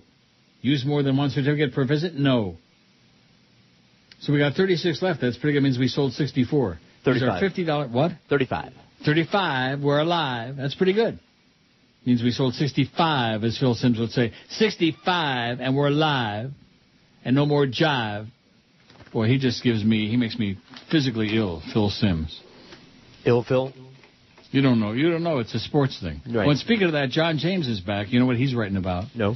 I should say, you know who he's writing about. Food? No. Oh. Why George doesn't get sports. This is another guy, a phony guy who just keeps writing anti-George emails. I get sports fine. I just don't like to watch other people play them. I see. Neil, stop trying to convince George that sports are good. He doesn't get it. Sports is a manly thing that only men can relate to. That's right. In ancient times, man would go to battle and hunt. Yeah. In our society, sports has replaced hunting in battles. I'll hunt and battle you, fake emailer. This is what George doesn't get. His ancestors were probably sleeping or smoking weed while the real men hunted and went to battle. You suck, George. You really do. Have you gone to Five Guys yet? No, because you're a disobedient employee. I know I'm not the only one who hates George. I dream of a day where all of us George haters can unite. Come on, John. Says John James. You fake faggot. Come on. I'll show him what sport I'm good at. John Apple QB. Yeah. At show up, you fat puss bag, you pud whacker, you wanker. Are you knocking John James now? I'm going to knock him on his ass if I ever see him. Good. Accusing me. And I notice he's not claiming to be good at anything. He's probably the fake Joey Reynolds. I know. So I don't know what the deal is with Tom Jicha, whether he's forgotten about using that code word or whether it's, I don't know, real or imaginary. And you know what? Who cares? See, I don't really care all that much. 33 left on the certificates, by the way. We're doing A-OK. Oh, here's Tom Jicha. Any truth to these rumors? Have you heard anything about the WQAM format change? Oh, my God. From Stan Major. Oh, brother. This is hysterical. And this is for real, though, because it says to TomJick@sunsentinel.com. One site keeps you connected to all your email. I see. Here it is. I'm not clicking on any of these links. It's the fake Tom Jicka with the fake Stan Major.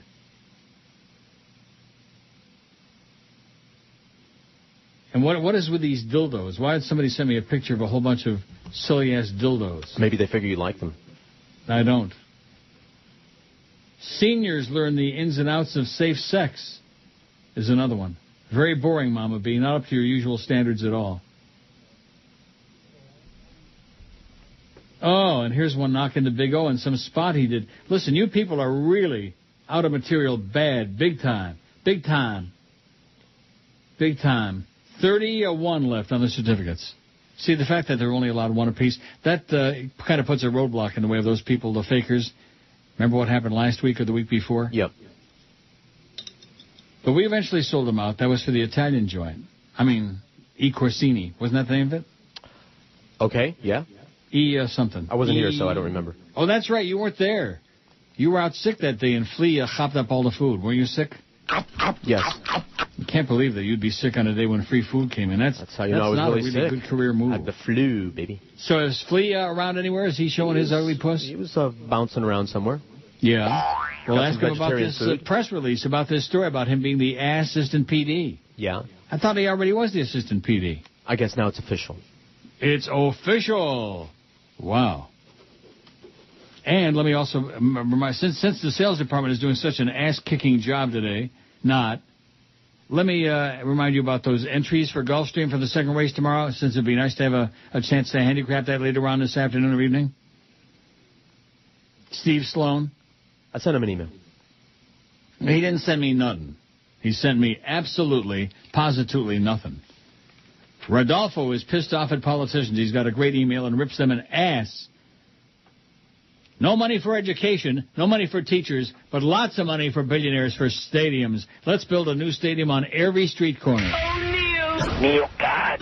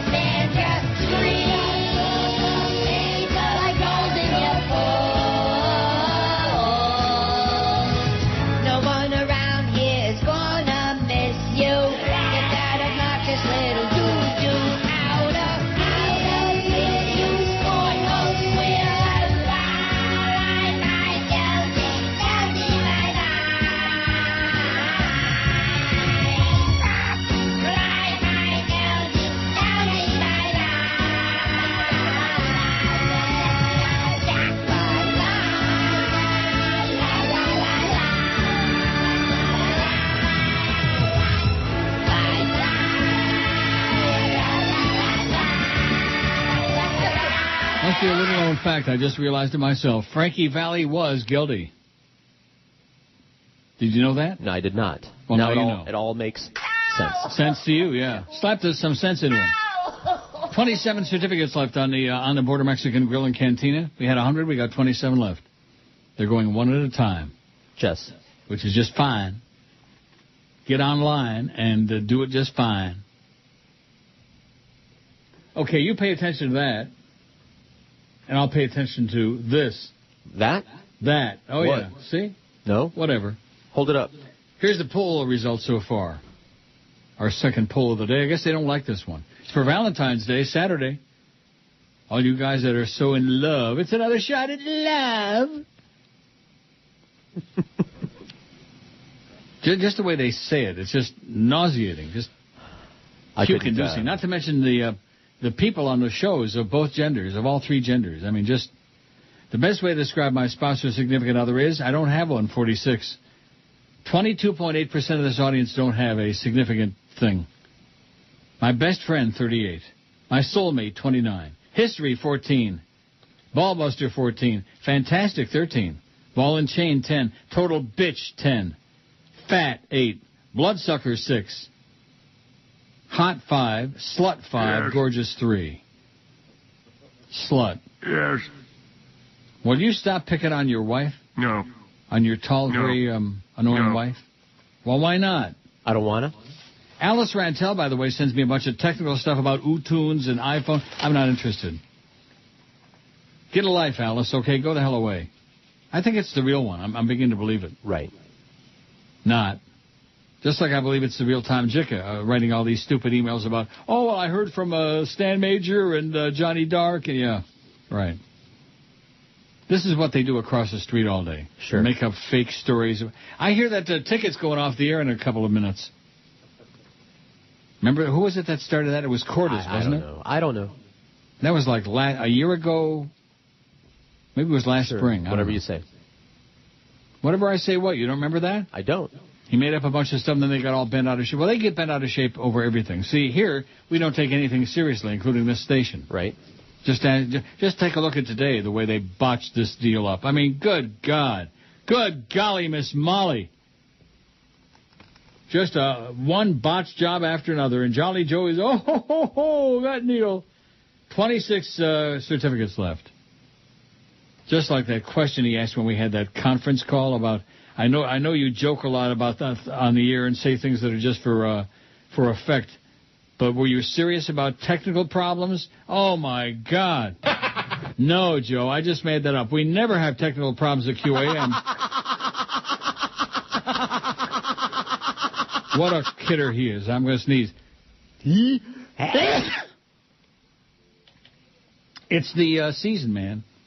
Yep, the sneezing season. The sneezing season, for good reason. And it ain't too pleasing. 26 left on the certificates. We've sold 74. That's good. It's a good start. You still got chow there or what? Oh, well, I'm done, but I'm surrounded by food. Everybody's been in here, and if anybody hasn't, come on in. I mean, go ahead and get some food. Let's see. Rudy says, I've got all these different Rudys. This is a different one, though. This is very sad, he says. Sad. Charles Darwin would have been 200 tomorrow. An event that Gallup is marking with a new poll showing that only 39% of Americans believe in the theory of evolution. A quarter say they don't believe in evolution. And 36% say they have no opinion. Duh. Like whoever's responsible for the way the law gets made up on this station. Duh. I'm going to blow my nose here in a minute. Can I do it? I got it. Go ahead. Oh, yeah. One moment, please. Oh.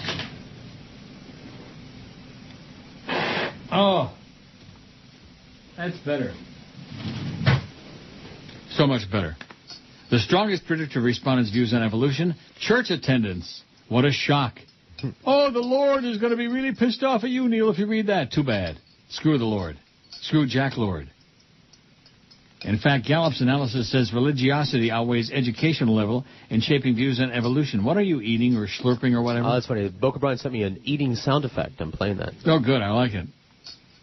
Even though those with the most education are far more likely to support evolution than those with the least. Those with the most education are far more likely to support evolution than those with the least. The God Squad. Just 21% of respondents who had up to a high school level of education believe in evolution, compared with 74% of those with postgraduate degrees. But Frank Newport, Gallup's editor-in-chief, says religion is the determining factor. Previous Gallup research shows that the rate of church attendance is fairly constant across educational groups, suggesting that this relationship is not owing to an underlying educational difference, but instead reflects the direct influence of religious beliefs on belief in evolution. Did you follow that? Nope. I didn't either. Among weekly churchgoers, 24% believe in evolution, while 41% do not, and 35% have no opinion. What? Among those who seldom or never attend church, 55% believe in evolution, while 11% do not, and 34% have no opinion. How can you have no opinion? God, that's like being an agnostic. Yeah. Look to the question of how many Americans believe in Darwin's theory of natural selection, and the numbers shrink further. Gallup puts that number at 14%, while the Pew Research Center puts it at 26%. Both organizations put the number of Americans who favor creationism at about 48%, higher than the proportion that believes in evolution. 48% of Americans believe in creationism. Oh, my God. Oh, my God. Amen to that. Amen to that, sister. 48%, almost half, believe in creationism. Yeah. I mean, you talk about dumb. Mm-hmm. 25 certificates left. Alice Rantel, please pass this on to Neil Rogers' webmaster. Go away, Alice. Get lost. No, just go away. Go away. Go fall on your ass. My email and your... Oh, here we go. Hawk Mark. Hakachinik is back from across the street, allegedly, okay? This is great. Good.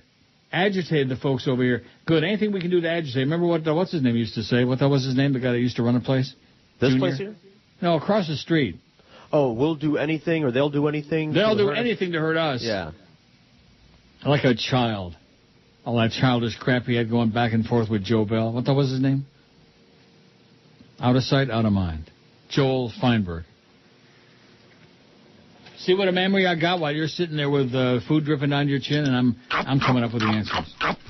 Hawk Mark says, my email and your reaction have agitated the folks over here. They're pissed off there's a double agent in their midst. Good, they deserve it. The latest is they'll tell on your use of NHL broadcasts, i.e. the Leafs, as well as, hey, guess what? We don't put live telecasts on because they're at night.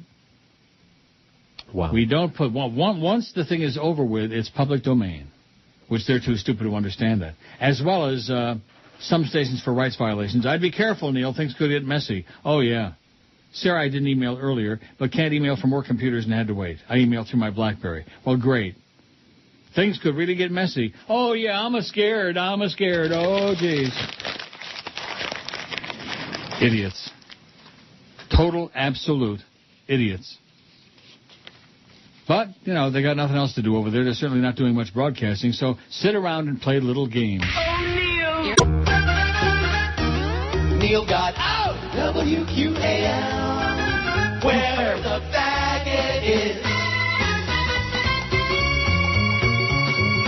Mr. President, has this been an embarrassing day for the administration?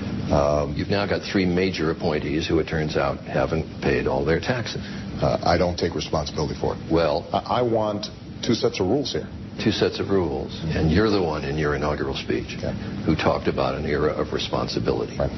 What kind of a message does that send about responsibility? The most important thing, from my perspective, is making sure that the American people understand I-Party. But what I won't do is help states that are in desperate straits, help families who are losing jobs in health care. Isn't that kind of an in-your-face trash talking? Yeah. I want to make sure that we are investing this money in a way that we've got not just an immediate economic crisis, but a long-term budget issue in terms of the amount of debt that we're accumulating. I want the worst economy since the Great Depression. Thanks. Thank you. Nice to You're welcome. Okay, 12:45 at 560 WQAM. Happy Thursday to you, February 3rd or 12, whatever it is. No George tomorrow. We got Flea. So the fact we got Flea tomorrow, I can drag out of him. I can squeeze out of him some poop. Oops. Some dope. 24 certificates left. We sold 76. Yep. It's pretty good. Uh-huh. Especially considering how somebody in that building screwed up big time royally. But that happens pretty much every week. All the time. And across the street, according to Hakachinik, they're all upset, It's just, I'm tongue-tied because it's so stupefying, the idea that we would believe any of this crap. Right. They're sitting around there with nothing to do. Oh, let's email Neil again 100 times today. Thank the Lord. Thank God that we started with emails because, boy, what else would they be doing? Probably stirring a lot of trouble up. 22 certificates left. Not bad. Let me know what day we're starting to play the oldies. Okay, tomorrow. Mike says, I'm at work. Have you streaming in the office that keeps the gambling channel on mute during the day. These crooks are actually holding... By the way, Sirius hanging in there steady at 7 cents. These crooks are actually holding a live town hall meeting on how to invest your money in this crazy economic crisis, as if they've been correct in the past. I remember just a couple of months ago that mouthpiece Larry Kudlow screaming, Dow 16,000 by the end of 08. Maybe 1,600. Anyhow, keep up the great show, and Maria B. can suck it along with that meth addict Jim Cramer, says Mike. Attaboy, Mike. Hey, Maria, you get the message? Bitch. Baggy-eyed bitch. So Rodolfo is pretty pissed off. He says, I'm angry at politicians. Okay. Have never taken the time to write any city, state, or federal official before. I haven't done so for various reasons. I guess the first one would be lack of responsibility on my part. The second being the belief, probably shared by many, that getting involved won't change anything. Thirdly, I had the naive notion that elected politicians had a sense of commitment and responsibility toward the citizens, residents, and constituents that elected them to safeguard our rights and manage the assets in the form of taxes and others that we, something to you. We're undergoing very tough times. People have lost their jobs. Some have lost their life savings. They've lost their homes. Many families have been destroyed. There's no easy solution or even a dim light at the end of the tunnel. I think that for the most part, many elected officials truly don't comprehend the situation and that those of us unemployed are facing. How do we pay our bills, feed our families? How many more doors do we need to knock on before we hear you're hired? How do we look into our families' eyes and tell them everything is going to be okay? Through all the hardships we're experiencing, we have to sit there and allow the irresponsible, consideration of the city, whatever that means, forking over our money to a private company to build a stadium, to build a freaking stadium. This is shameful, irresponsible, offensive, and I'm sure will not be the desire of the majority. Do we have enough schools in this city? Do we have enough hospitals? Are the roads well built? Are cities well planned? Is there enough law enforcement, teachers, and counselors in the city? If you can answer yes to any of these questions, then you should still not be thinking to grant one single dollar to build this freaking stadium. Is the city a bank? Should everybody who shows up at City Hall with a business plan and the desire to pay taxes be granted funds from the city to build their own business? What have you done in your department to make it more cost efficient? What systems and training have you implemented to reduce cost and better the performance of your team? So what strategies do you have in place to balance our budget and improve the infrastructure and educational system? Focus on that and not coming up with excuses as to why this is a good idea. I've heard all the justifications as to why we should consider building this stadium. The two big ones, it'll generate taxes, it'll create jobs. Wow. With all the qualified people working in the city, I can't believe you put together are so mathematically challenged. I can't believe all of you put together are so mathematically challenged. I just want to close by saying that for those of you opposing this bill, thank you. Those of you in favor of this absurd situation and with this abuse of power, let me ask you this. It might be difficult, but try to answer this question honestly. What's the reason you're pushing so hard to get this stadium built with public funds? What do you have to gain in all of this? Before you answer it, make sure you remember who elected you and who you work for, says Rodolfo, who's madder than hell. He's pissed off and fired up. I think it's time for people to open up the window. Is Grandma or Grandpa just getting way too old? Well, that was close. I was going to say... I'm as mad as hell, and I'm not going to take this anymore. But I'm getting too old, so... Nice job there, Rudy. Rich in Orlando says... Chronic Rich in Orlando, you remember him? Yes. I say chronic, and I don't want people to be offended by that, because if they actually have something to say, they can email all they want. That's fine, because that's what we want. A lot of emails. Neil@neilrogers.com. Keep them coming. Except, of course, those silly crap, all that BS from across the street. Oh, they're so pissed at you guys. Hell yeah. When the numbers come out, be pissed at yourselves. Remember that song by the Beach Boys, Be Pissed at Yourself? Yes. 22 certificates left. They're going. 22. We'll get them all gone. And once they're gone, they're gone. How's Tommy doing, by the way? What did you say about him? He went across the street. He took the conveyor belt over there. He went across the street? That's the last I heard. Tommy? To be their production director, yes. No! That's the last I heard. He might be doing something else by now, but that's the last that I heard of him. First, Miguel. Yeah. And now Tommy, our friends. Yeah, they need jobs. So maybe Tommy is sending the emails. Why would you say something like that? For fun. Okay. Maybe Miguel is sending some. No, this is why people don't talk to you, man. This is why what? This is why people want, they don't talk to you. They give you a rumor one time, and then that's it. What the hell are you talking about? You out people. I out people for doing what? I don't know. I out people as what? As what? As people? I didn't think you said Tommy went across the street. I thought you said he went across the hall or something. Uh-huh. So Skinny Tommy is no longer with us? For He's a long with time them? Now, as far as I know. He might be somewhere else now, as I said. He's one of them? I'm going to watch Body Snatchers with Donald Sutherland. Yeah. That's the sound that he makes at the end of the movie. Similar to that. I'm just in a state of shock. I can't believe that. Now, did he get canned or something by us? Did he get another cost-cutting move or what? Or did he just get tired of working for idiots? I'm not sure exactly how it went down. 21 left on the certificates. On the border Mexican grill. I don't know. Nobody don't like Mexican. Right. Even George likes Mexican food. Yeah. Not so much Mexican people. That's because you haven't interacted with them so much. I only met one that I didn't like, as I've told you many times. I met one I didn't like. Not the one you're thinking of, though. I met a couple I didn't like at all. Rich in Orlando says, has anyone mentioned that Ralph Redneck had a bit part in Milk? See, Ralph Redneck's been dead for how many years now? About 30, man. I think he was shown interviewing Anita Bryant while covering her anti-gay rights campaign in Miami. He's only on camera for 2 or 3 seconds, but once you've seen his big-ass glasses and that Channel 4 mic, you know it's Ralphie boy, Ralph Redneck. Good night, and may the good news be yours. He was not a good newsman. He had a deep stentorian voice, but he was not. He was terminal, but he was on a long time. Longevity. Let me tell all you punks what the secret to success in this business is. Look at me. Oh, God. March 1 is 33 years on here in this market. In this godforsaken, turd-filled town. Longevity counts for something. As opposed to some people are here today and gone tomorrow. You know what I mean? They're gone. Right. Anyway, it says there must have been him in 74 or 75 before you hit South Florida. Didn't she eventually divorce her husband and accuse him of being gay? What a piece of work. Who is he talking about? I don't know. Didn't she eventually divorce her husband? Oh, Anita Bryant he's talking about. Yes, Bob Green. Yes. Bob Green? Not your Bob Green, different Bob Green. Different Bob Green than I think you ever seen. The Bob Green that she was married to was a DJ once upon a time. And then she divorced him and accused him of being gay. Of course, Anita thought everybody was, gay. You know. By the way, Sean Penn was outstanding as Harvey Milk, but I think Mickey Rourke will nose him out for the Oscar. Well, thank you, Rich in Orlando, but I really don't care. I don't care about the Oscars, the Grammys, all those award shows, man. They can take them and stick them where the moon don't shine.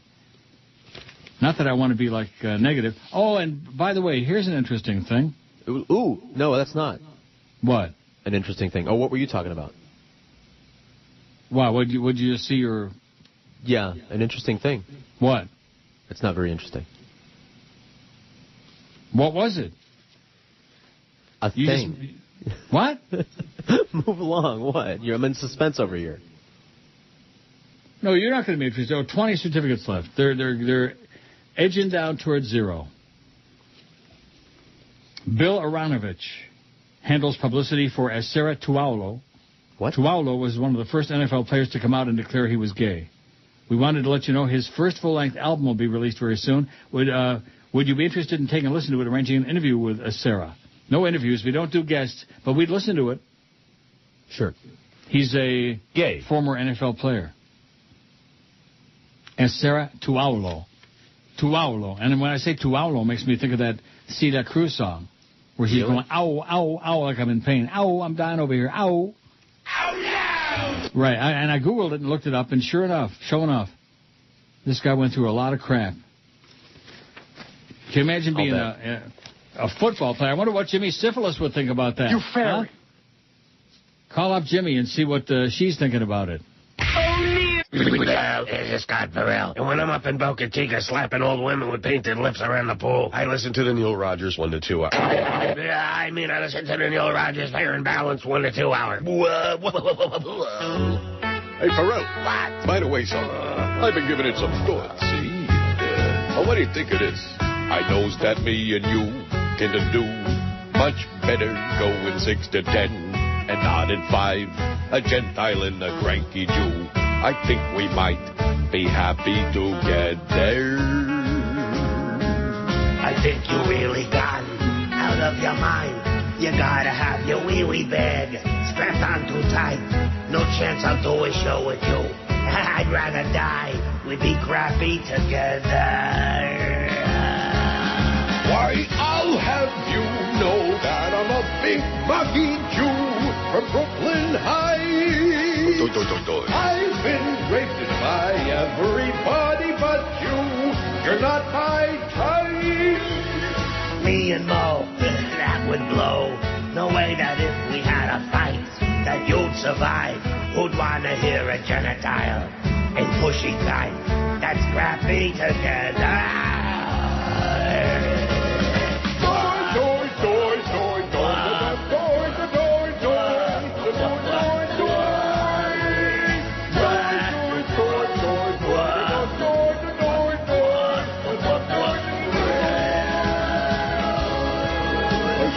You and me, for me, is much better 6 than 10, not 5. It's only right that I should get more sleep at night. I think we might be happy together. Happy together. Would you leave me better?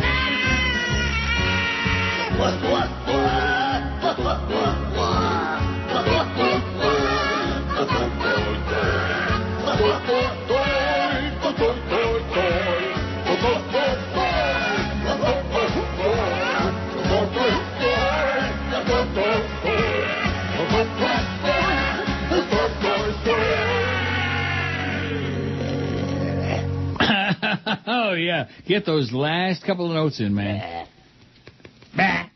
102 at 560 WQAM. We got the Big O at 2, Mad Dog at 4, Hurricane Hotline. Well, you don't want to know after 7. You don't want to know. DA 10 to midnight.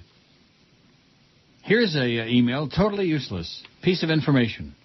And you look at it, and you wonder, you ask yourself a question. Why? Would anybody send this crap to us? By the way, 15 certificates left. Not bad. Not bad at all. Started with 100. Yep. And especially considering the way that our sales department botched up, or somebody botched it all up. I don't want to blame Petey Lenny. Although he didn't exactly do what you call follow through, you know what I mean? Yeah. And Muff, oh my God. What the hell are we going to do about poor Muff? No. She dropped the balls on this one. No. And from what I hear, wouldn't be the first time. Ooh. No. Drop them balls, Muff. What a lady. Well, at any rate, we're still doing well. Here's the useless information. You ready? Okay. Spain's king, Juan Carlos, and his wife, Queen Sofia, will be in Brickell next week with Governor Christ at the Four Seasons. Ta-da! From some jackass in Boca, no less. Oh, want a fanfare? Ta-da! No, not like that. That's all I got. Wow. Abe Lincoln's birthday, and boy, I'll tell you, CNN, they're making a really big timus about it. Let's put some on some horse racing, and then they can get, oh no, Maple Leaf Classics. From 100 years ago. Hey, with Dennis Ho and Kenny Hawk. Leafs and the Hawks. 14, I bet you Bill Hewitt's not too happy about the fact we're playing this. Of course, he's still dead. But at any rate. Yeah, you guys are playing old hockey games on there. Why can't Sid do his... Oh, brother. Rudy says Tommy is still on 790. Hear him once in a while when he does promos in that station. Says Rudy. Tommy, I didn't know that he turned tail and went across the street. Well, it was for a lack of listening on your part, then. What? I told you. I know, you ignored me. I do that often. I know. Well, I don't know. Oh, the fake Greg Budell is back. I know a lot of what you see on there is shtick. None of what I say on there is shtick, okay? None. It's all for real. Is real. Is real. How do you really feel about a QM format change to oldies? I feel like this. It isn't going to happen. It isn't going to happen. Music on AM is like fingernails on your ass, Greg. And in addition to which, most of us thought you quit doing drugs already. The kind of stuff that you're sending me is just obviously hallucinogenic.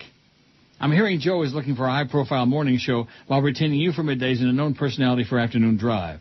I hear they would keep sports talk in the evenings and weekends. Yeah, let's keep it on the evenings, man. Incredible. Yeah. Oh. Point. Oh.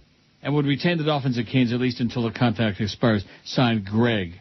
Oh, this is the same phony, what'd I say? I don't know. Same folks. Same phony Greg that was giving me a song dance about Sirius. Remember that? Yeah. Oh, they want you really bad, blah, blah, blah. Yeah. Yeah. It could be the real Greg Budell. Maybe he's hallucinating again. I don't know. Maybe he's waiting for the Pope to come back so we can introduce him to the folks. 15 certificates left. I think is pretty good. 12 left. That means we sold 88. 880 WCBS, New York. 770, 77. 660 WNBC. What is WNBC now? I don't know. Is it still WNBC? I don't know. I don't know either. I don't really care, but... Because when you live... Well, I mean, when you live here, if I listen to the radio at night, I guess I could hear those stations. If I listen to the radio, which I don't, I get in my car, and I could, cruise the AM dial. But my dial never leaves 680 News.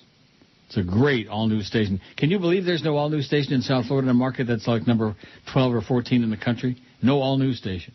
Right. Please, where do we start? Where do we start with what? Are you talking about this market here? Yeah. There's no new music station. There's no talk station. There's no all-news station. There's no good music of any kind station. Yeah, but you left out the most important thing of all. What's that? Sports! There's 500 of those. That's right. 500. And there can't be sports. That's what Ray Perry says. Does he come in there like with a straight face? I mean, doesn't come in here at all. Good. If I was him, I wouldn't. I'd avoid us like the plague. Because if we ever notice that he's still around, oh boy. Daisy said, you know, Daisy who faxes, who emails all the time? Yes, very nice. She is. She's got a story from the Huffington Post. Octuplet mom Nadya Suleman on food stamps. 3 kids receive disability. I think this is worth using. You don't? I don't know. I think it's worth using and perusing. It's from Daisy. Right. And it's about that crazy, Daisy. That human baby machine. 11 certificates all we got left. I'll let you keep an eye on it. Okay. That means we sold 89 without much help from the internal workings of the non-existent traffic department. I got news for you, man. You put $7.90 and us together, and you still have like about a tenth of a loaf. You know what I mean by that? Yeah. There's just no radio involved there at all. I mean, no, not even radio-ish. And they have meetings. They sit around. You wait till Flea comes on with me tomorrow. I don't know what you're going to do about him next week when I'm on vacation. But, boy, I'm going to really grill him like you wouldn't believe. Like a bratwurst, I'm going to grill him. Oh, yeah? Well. Go ahead. I will. Good. Find out what the hell is going on with these people. Oldies QAM. Oh, you know something? Wouldn't surprise me. Sounds good for me. I'd like to spin some wax. Let's start today. What do you say? Oh. Sure. Yank it, baby. I'm Chris Matthews. Welcome to Hardball on MSNBC. I got so much spittle around my food hole I could water the grass. Quite possibly it's from all those years of working for Tip O'Neill. Crazy. The other possible reason my saliva glands are all out of whack may possibly be because I drink scotch from a dog's bowl. Probably from too many years of working for Tip O'Neill being told I wasn't good enough, smart enough, or skinny enough. Plus, I got dillweeds like Bill O'Reilly taking shots at me every night. I'm probably one of the world's greatest minds. If you don't mind wearing a sneeze shield. The reason I don't let people finish their answers is because I can't hear what they're saying. My ears are not even hooked up. The constant swishing of saliva in my mouth sounds like the ocean. The only time I truly feel comfortable is when we take Hardball out on the road on MSNBC. That way I can try to convince co-eds to come back to my hotel room. That is before they realize in order to kiss me and get close to my mouth, they have to be wearing a mask and a snorkel. Many people don't realize John McCain suffered from the same malady, but he had his saliva glands burned closed.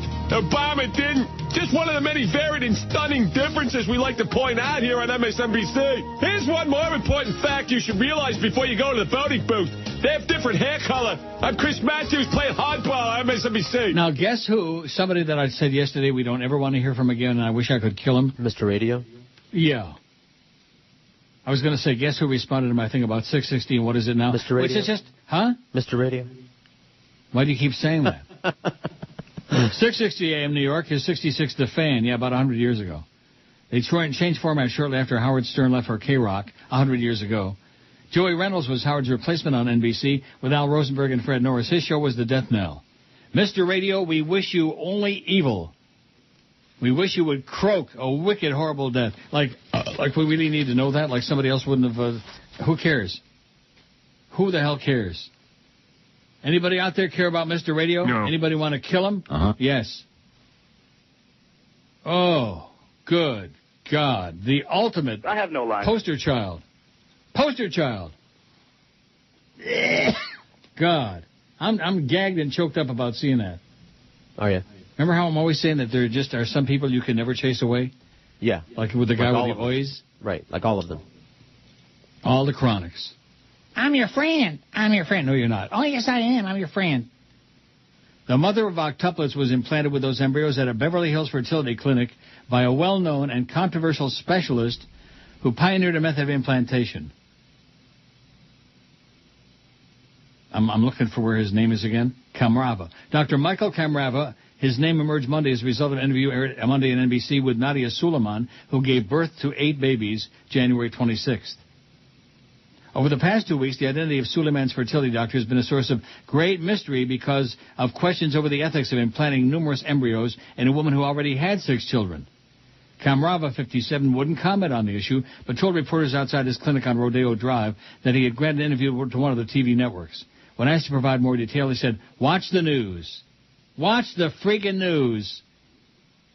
Without identifying the doctor, this goes on forever, but it's pretty interesting, though. Mr. Radio and her. Wouldn't that be a great, put them on the twin holder on the and fry their ass at the same time? Uh-huh. Without identifying the doctor, the Medical Board of California said last week it was looking at the Suleman situation to see if there was a violation of the standard of care. The medical board said Monday it hasn't taken any disciplinary action against Kamrava in the past. In the NBC interview, Suleman did not identify her doctor by name, but said that she went to the West Coast Clinic in Beverly Hills, of which Kamrava is a director, and that all 14 of her children were conceived when with help from the same doctor. In 2006, LA TV station KTLA ran a story on infertility that showed Kamrava treating Suleman and discussing embryo implantation. In Cleveland... Oh, wait a minute. Kamrava graduated from the University of Illinois, went to medical school at Case Western in Cleveland, according to state records in his website. Some fertility specialists said Kamrava is a controversial figure in the field. He's tried some novel techniques, and some of those methods have been controversial, said Dr. John Jane, founder of Santa Monica Fertility Specialists. Jane criticized the decision to implant so many embryos, saying, "I do think this doctor really stepped out of the guidelines in a very extreme manner, and as such put both the mother and children at extra high risk of disability and even death." Hello, doctor? Dr. Jeffrey Steinberg, a professional acquaintance of Kamrava, said Kamrava worked to develop an embryo transfer device that allows doctors to implant an embryo, sometimes sperm with an unfertilized egg, directly into the uterine lining. Usually we inject the embryos into the uterus and they float around and attach themselves, Steinberg said. However, Steinberg said there was no evidence the method improved success rates for pregnancy. It wasn't immediately known if the technique was used on Suleman.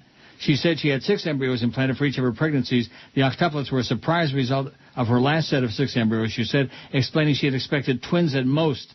2 of the embryos evidently divided in the womb. Medical ethicists have criticized the implanting of so many embryos. National guidelines put the norm at 2 or 3 for women of her age, except in extraordinary circumstances.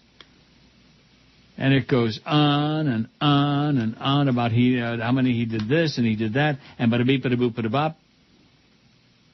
Suleman, who's 33 and single and don't have 2 nickels to rub together, told NBC's Today Show she was fixated on having children. No. Suleman said the doctor did nothing wrong and had warned her of possible complications of the pregnancy and risk of the development of the babies.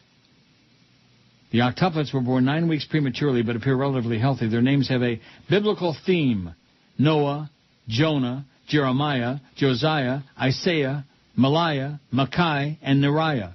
All share the middle name Angelica and the last name Solomon. Oi. Exactly.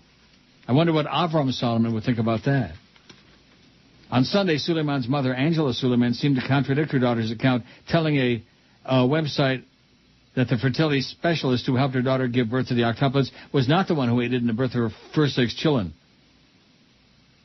Angela Suleman said she and Nadia's father pleaded with her first fertility doctor not to treat the daughter again. She said her daughter went to another doctor. "I'm really angry about that," Angela said of the doctor's decision to perform the procedure. "She already's got 6 beautiful children. Why would she do this? Maybe because she's a crazy person. I'm struggling to look after her 6. We just had to put them in bunk beds, feed them in shifts, and there's children's clothing piled all over the house. How could you even remember the names when you've got that many, 14 kids?"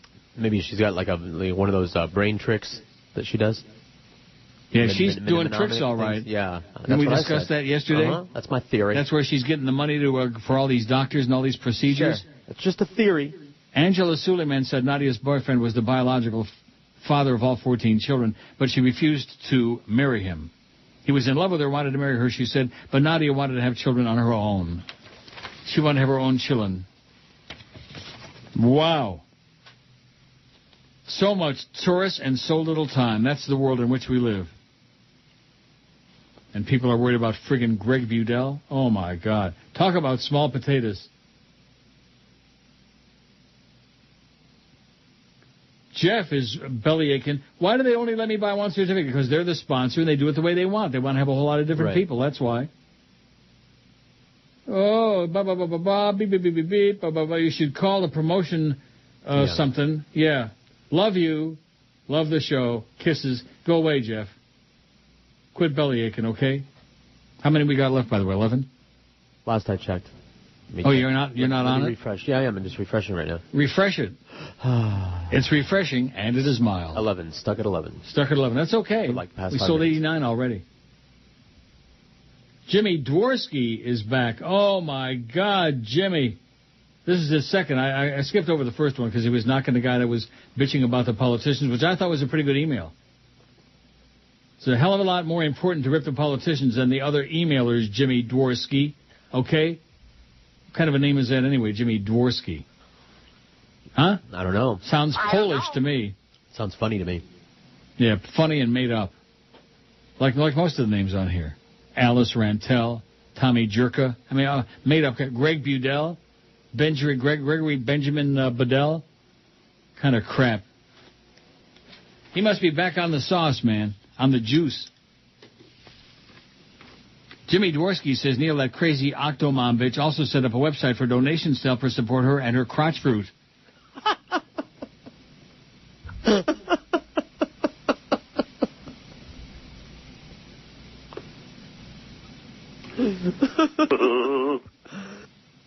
Unfortunately, they're only accepting monetary donations as I plan to donate a needle and thread to sew her baby portal shut. Someone needs to tell her that it's a vagina, not a clown car. Oh. Anyone upset over their tax dollars going toward bank bailouts and not infrastructure or education need not worry. Every American's hard-earned money will be going toward rebuilding Nadya Suleman's birth canal and supporting her 3 trillion kids. Upset over public funds used to build new stadiums. Hey, she's got to house these kids somewhere. Boy, you sure got a big kick out of Jimmy Dworsky today, didn't you? He should be writing for, somebody on TV or something. Maybe I'd watch Letterman if he wrote for him. Really? Oh, when's his show on? Jimmy? Jimmy D? I'll listen to that 2 to 4. Maybe he can play oldies. Well, I'll be glued to the radio. Oldies.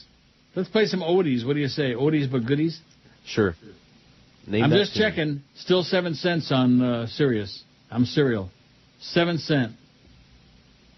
And on the border, we got 11. I'm refreshing 10. 10 left. I think we're doing pretty damn good. Yes, we are. Since they can only buy one at a time, and that one guy's, oh, geez, how come? Yeah. That's just the way it is, okay? That's the way it's set up. Take it or leave it. What's stopping them from going back and just buying another one and another one? If they want more than one. Just do the process more than once. That's cheating. What cheating? The guy belly aching? It's just a joke. It's just would you calm down? No. Some of these people, God. All the belly, and then these are people who are still alive. These are people who haven't croaked yet a wicked, horrible death. They're still alive. And maybe even still got their house or their car or their pup tent or something like that. Maybe they can move in with, what's her name, Suleman. Take care of some of those kids. 292 votes on the poll. That's really weak. The best way to describe my spouse or significant other is, this is with Valentine's Day only 2 days away, and these heartless bastards. My best friend, 66. I don't have one, 57. My soulmate, 44. Ballbuster, 21. Fantastic, 19. History, 18. The bitch is gone. Ball and chain, 17. Total bitch, 14. Fat, 9. Hot, 9. Bloodsucker, 6. Gorgeous, 6. Slut, 6. Including George. Called his lovely wife a slut. Yeah. Oh, now is that guy's name Art? Is that for the Gulfstream thing tomorrow? And by the way, I still have no entries, no racing for. I got nothing. I know that the Lord even loves Neil Rogers. Check your email. Hey, where you going? Where you going? Come here. I want to tell you something. Oh, man, don't you ever take a bath? What? What are you talking about? Where you going?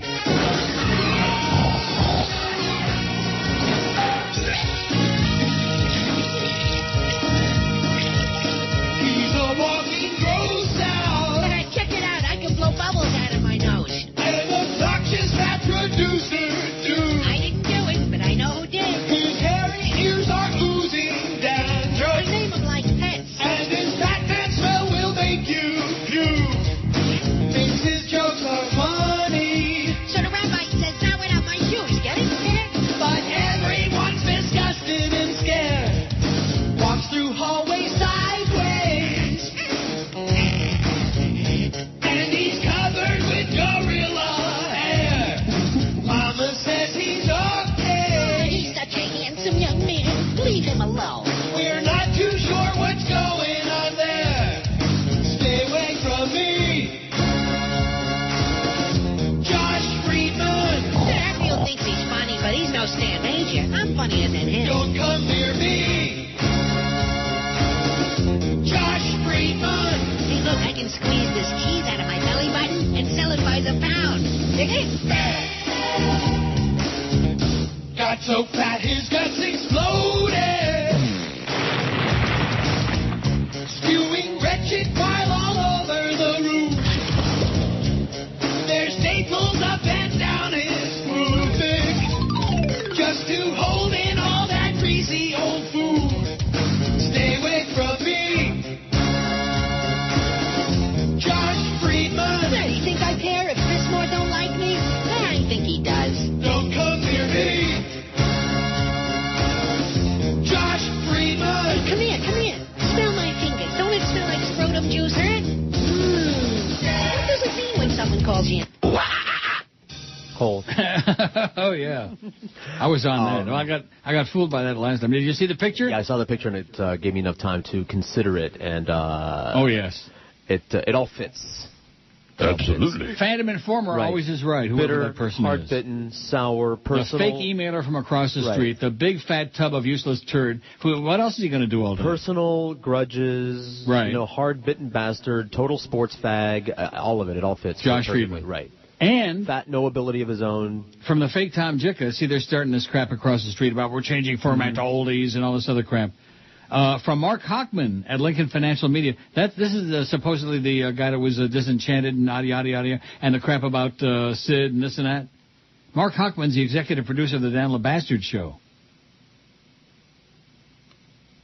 And it's to the fake Tom Jicka. Do you know anything about the rumored WQAM format change? I've been getting emails claiming they're flipping to oldies in March. And Mark Hochman writes to Tom, they're already oldies, aren't they? Yuck, yuck, yuck. This is what they do all day over there. Yeah. This is what they do. And again, more people are just obsessed with... Oh, God. Obsessed with this show. Mark Hochman, my ass. Hochman Ishkane Charnik, Mark. You got a real bunch of crap over there. Speaking of Josh Friedman. So he's the turd burger in the woodpile. Right. Of course, we don't know for a fact, but it certainly fits. Certainly fits, man. If the foo fits, prime suspect, number one. 8 left on these certificates, by the way. Last time I checked. Did you take a puke? Let me refresh it right in there. 6. 6, like I said. Boy, they're almost gone. Right, and once they're gone, they're gone, baby. So how do you like that? This is what they do over there across the street. And I told you, knew that already. There's no, well, yeah, I knew most of the stuff was coming from there. Nick says, let's give Suleman what she wants. I vote we breed her a dozen more times. Then turn the resulting sideshow into a theme park. Just the water park section alone has a dozen possibilities, says Nick. Let me get rid of that picture of disgusting Josh Friedman. Oh, God. Yeah. Exactly. Got to chill. Phantom Informer says, the fake emailer from across the street. And there it is, a picture of the obnoxious, tubby, grotesque Josh Friedman.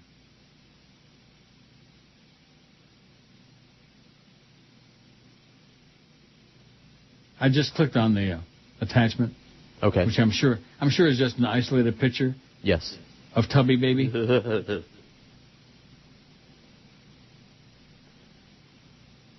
Uh-oh. What happened?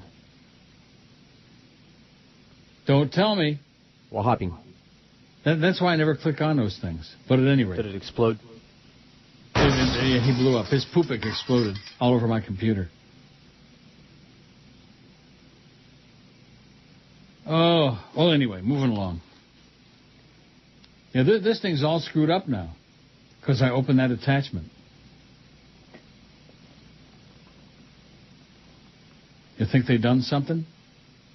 I don't know. Just don't do anything for a little bit. What does that mean? When your computer isn't doing what you want after you click on something, stop. Oh, there it is. It went back to my thing. Went back to my page. Oh, thank the Lord for that. That's why I don't open those attachments and most of the links and most of the things. It's crap. And who knows what kinds of evil stuff. A lot of evildoers out there, although I think the Phantom Informer we can trust. He's our friend. Isn't he our friend? Yes. Good. Seems like a long time now since Roberto Alomar's days with the Mets. Now he's making headlines for a surprise lawsuit. Remember what he always said? Of course, you're not into baseball, but I always said Roberto Alomar was rumored to be gay. The shocking claim that baseball great Roberto Alomar has full-blown AIDS, but insisted on having unprotected sex, his ex-girlfriend charged Tuesday in a bombshell lawsuit. The shocking claim was leveled by Ilya Dahl, 31, who said she lived with the ex-Met for 3 years and watched in horror as his health worsened. In papers filed in state and federal court, Dahl said Alomar finally got tested in January 2006 while suffering from cough, fatigue, and shingles. The test results of him being HIV positive was given to him and the plaintiff on or about February 6, 2006, the $15 million negligence suit says. 9 days later, the couple went to a disease specialist who discovered a mass in the retired second baseman's chest. Alomar's skin had turned purple, he was foaming at the mouth, and a spinal tap showing he had full-blown AIDS, the suit says. Alomar, 41, quit baseball over health issues in 2005. His lawyer, Charles Bach, wouldn't say whether Alomar is HIV positive. We believe this is a totally frivolous lawsuit. These allegations are baseless, Bach said. Oh, guess what just popped up again on my screen? Josh Friedman. No. That Uniblue thing. Oh. Speed up my PC. Why, I hate that thing like poison. Yep. Now, where's that come from? A browser. Firefox? Yes. Well, screw them. His lawyer, Charles Bach, wouldn't say whether he was positive. Alomar's father, Mets bench coach Sandy Alomar, said the claims were news to him. This is the first time we ever heard of that, he said, from Puerto Rico. He didn't think his son could keep a serious illness secret. I imagine I would know, he said. Dahl, a mother of two who runs a massage spa in Queens, wouldn't discuss the suit. I have no comment, she said, outside her lavish home in Whitestone, Queens, after getting out of a black Cadillac Escalade. Oh, that's your car. Like Tom Brady said, that's my car? That's my car? Yeah, that's your car, Tommy. Yeah. Go screw your brains out. She referred inquiries to her lawyer, Anthony Piacentini, who declined to comment. Piacentini. The suit was filed January 30th in Queens Supreme Court. Alomar had it transferred to Brooklyn Federal Court Tuesday. The court papers outlined the couple's relationship starting in 2002. A month after they began dating, Alomar convinced Dahl to have unprotected sex and assured her he was disease-free, the suit says. In 2004, she said she noticed cold sores in his mouth. In 2005, after a physical exam ordered by the Tampa Bay Rays, he was diagnosed with thrombocytopenia purpura, a blood disorder sometimes linked to HIV. Thrombocytopenia purpura. The doctor told him to have an HIV test, and he refused, saying he'd been tested and he was AIDS-free. In April 2005, Alomar told Dahl he was suffering from erectile dysfunction and confided he was raped by two Mexican men after playing a ball game in New Mexico or a southwestern state when he was 17. What are you chortling about? I don't know. They're just so small. How can they rape? It goes on to say that around the same time Alomar developed a persistent cough, was bedridden with extreme fatigue. He developed thrush, a yeast infection, was told by a doctor to take an HIV test but refused.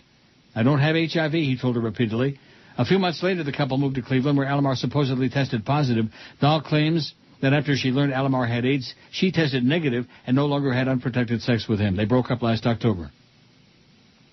She's demanding at least $15 million in punitive damages, claiming Alamar caused her emotional distress and exposed her children to the virus. He jeopardized the health, well-being, and life of the plaintiff, which caused her to have fear of contracting AIDS, then often referred to as AIDS phobia, the suit says. Considered one of baseball's greatest second basemen, Alamar stirred controversy in 1996 by spitting in the face of umpire John Hirschbeck. The incident prompted fellow ump Al Clark to say, "If I were John, I'd insist that Robbie Alamar take an AIDS test." HIV has never been transmitted through saliva, however, and last night Hirschbeck said he had no concerns about his safety or hard feelings from their on-the-field run-out. "You're telling me something I'm shocked at," Hirschbeck said. "I wish him nothing but the best." You know what else he said to Roberto? You fairy. Something like that. Oh, Neil. Neil, God. Take your coat and shove it. Oh. I ain't gonna worship him no more.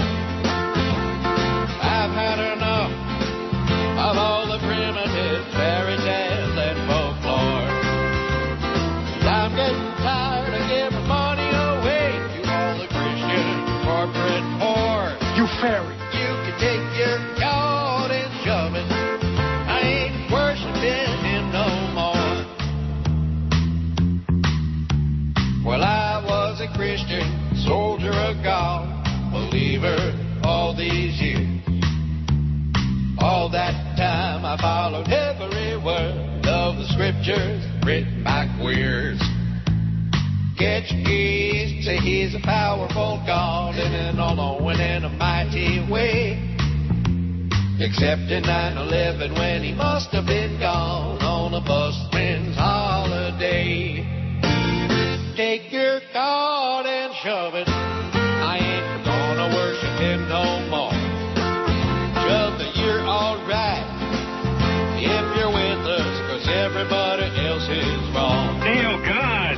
And I'm getting tired of watching people die in the name of an invisible Lord. So take your God and shove it. I ain't worshiping him no more.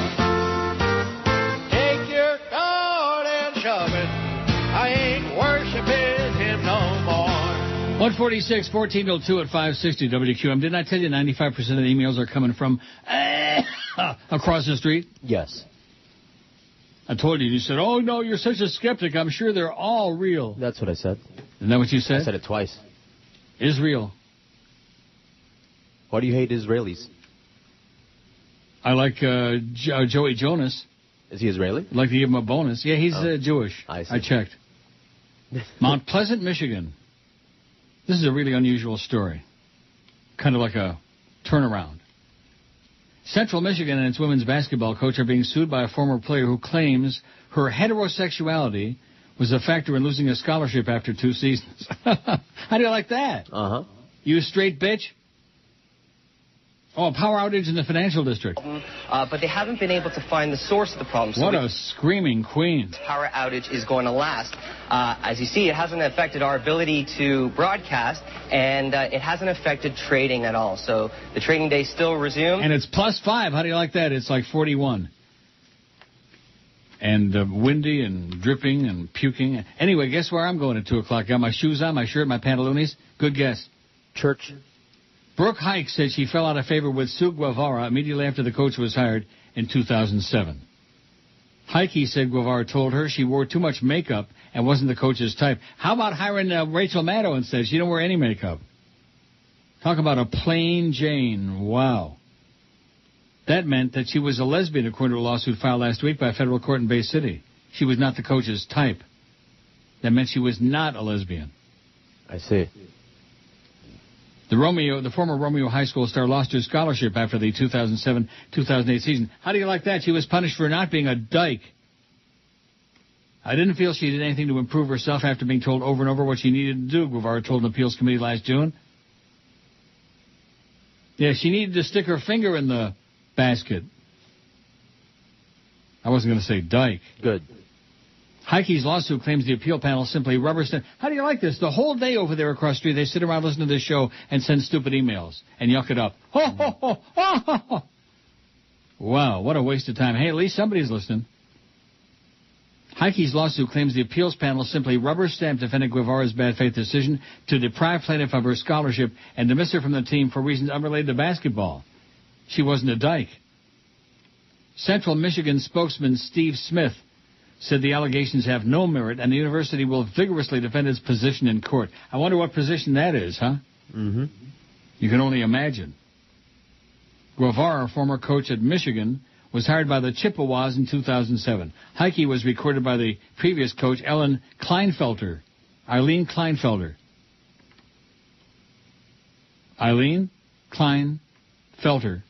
Heike played in 11 games as a freshman, but only 6 in her sophomore season under Guevara.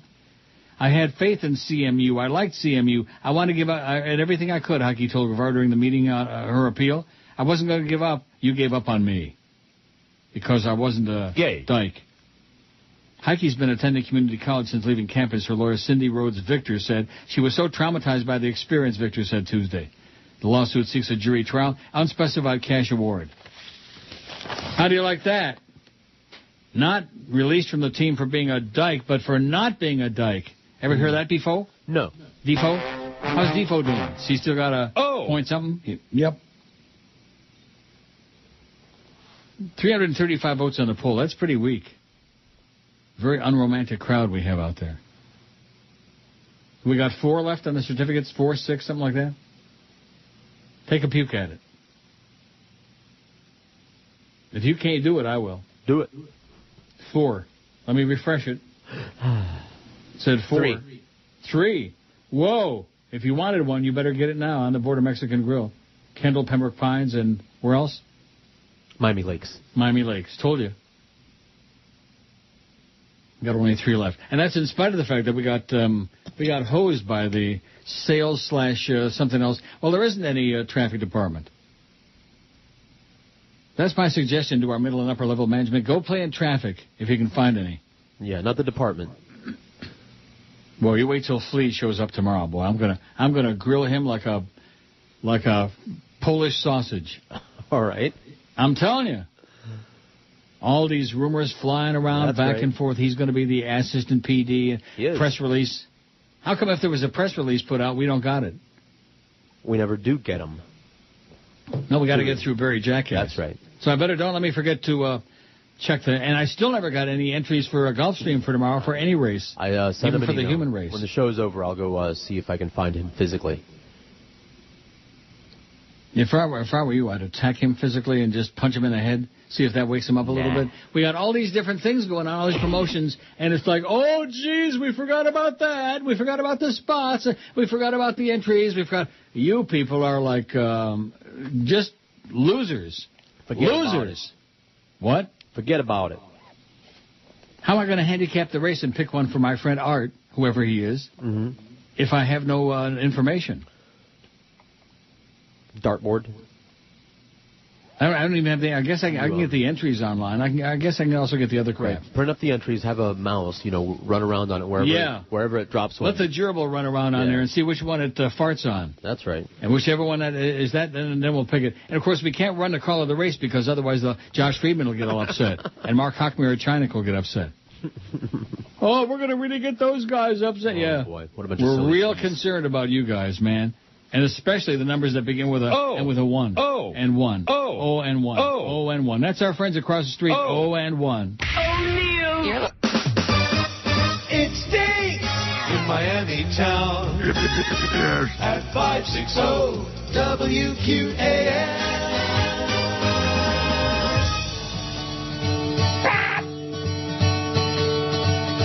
All right. Geldy, talking on a sports show, trying to be macho. Your voice sounds just like a 7-year-old girl, a little sports hole shill. What else are you there for? Geldy, talking like a baby who needs a little training. Why can't you understand? You don't sound like a man. Remove the rubber bands that choke your scrotum. Geldy. Geldy.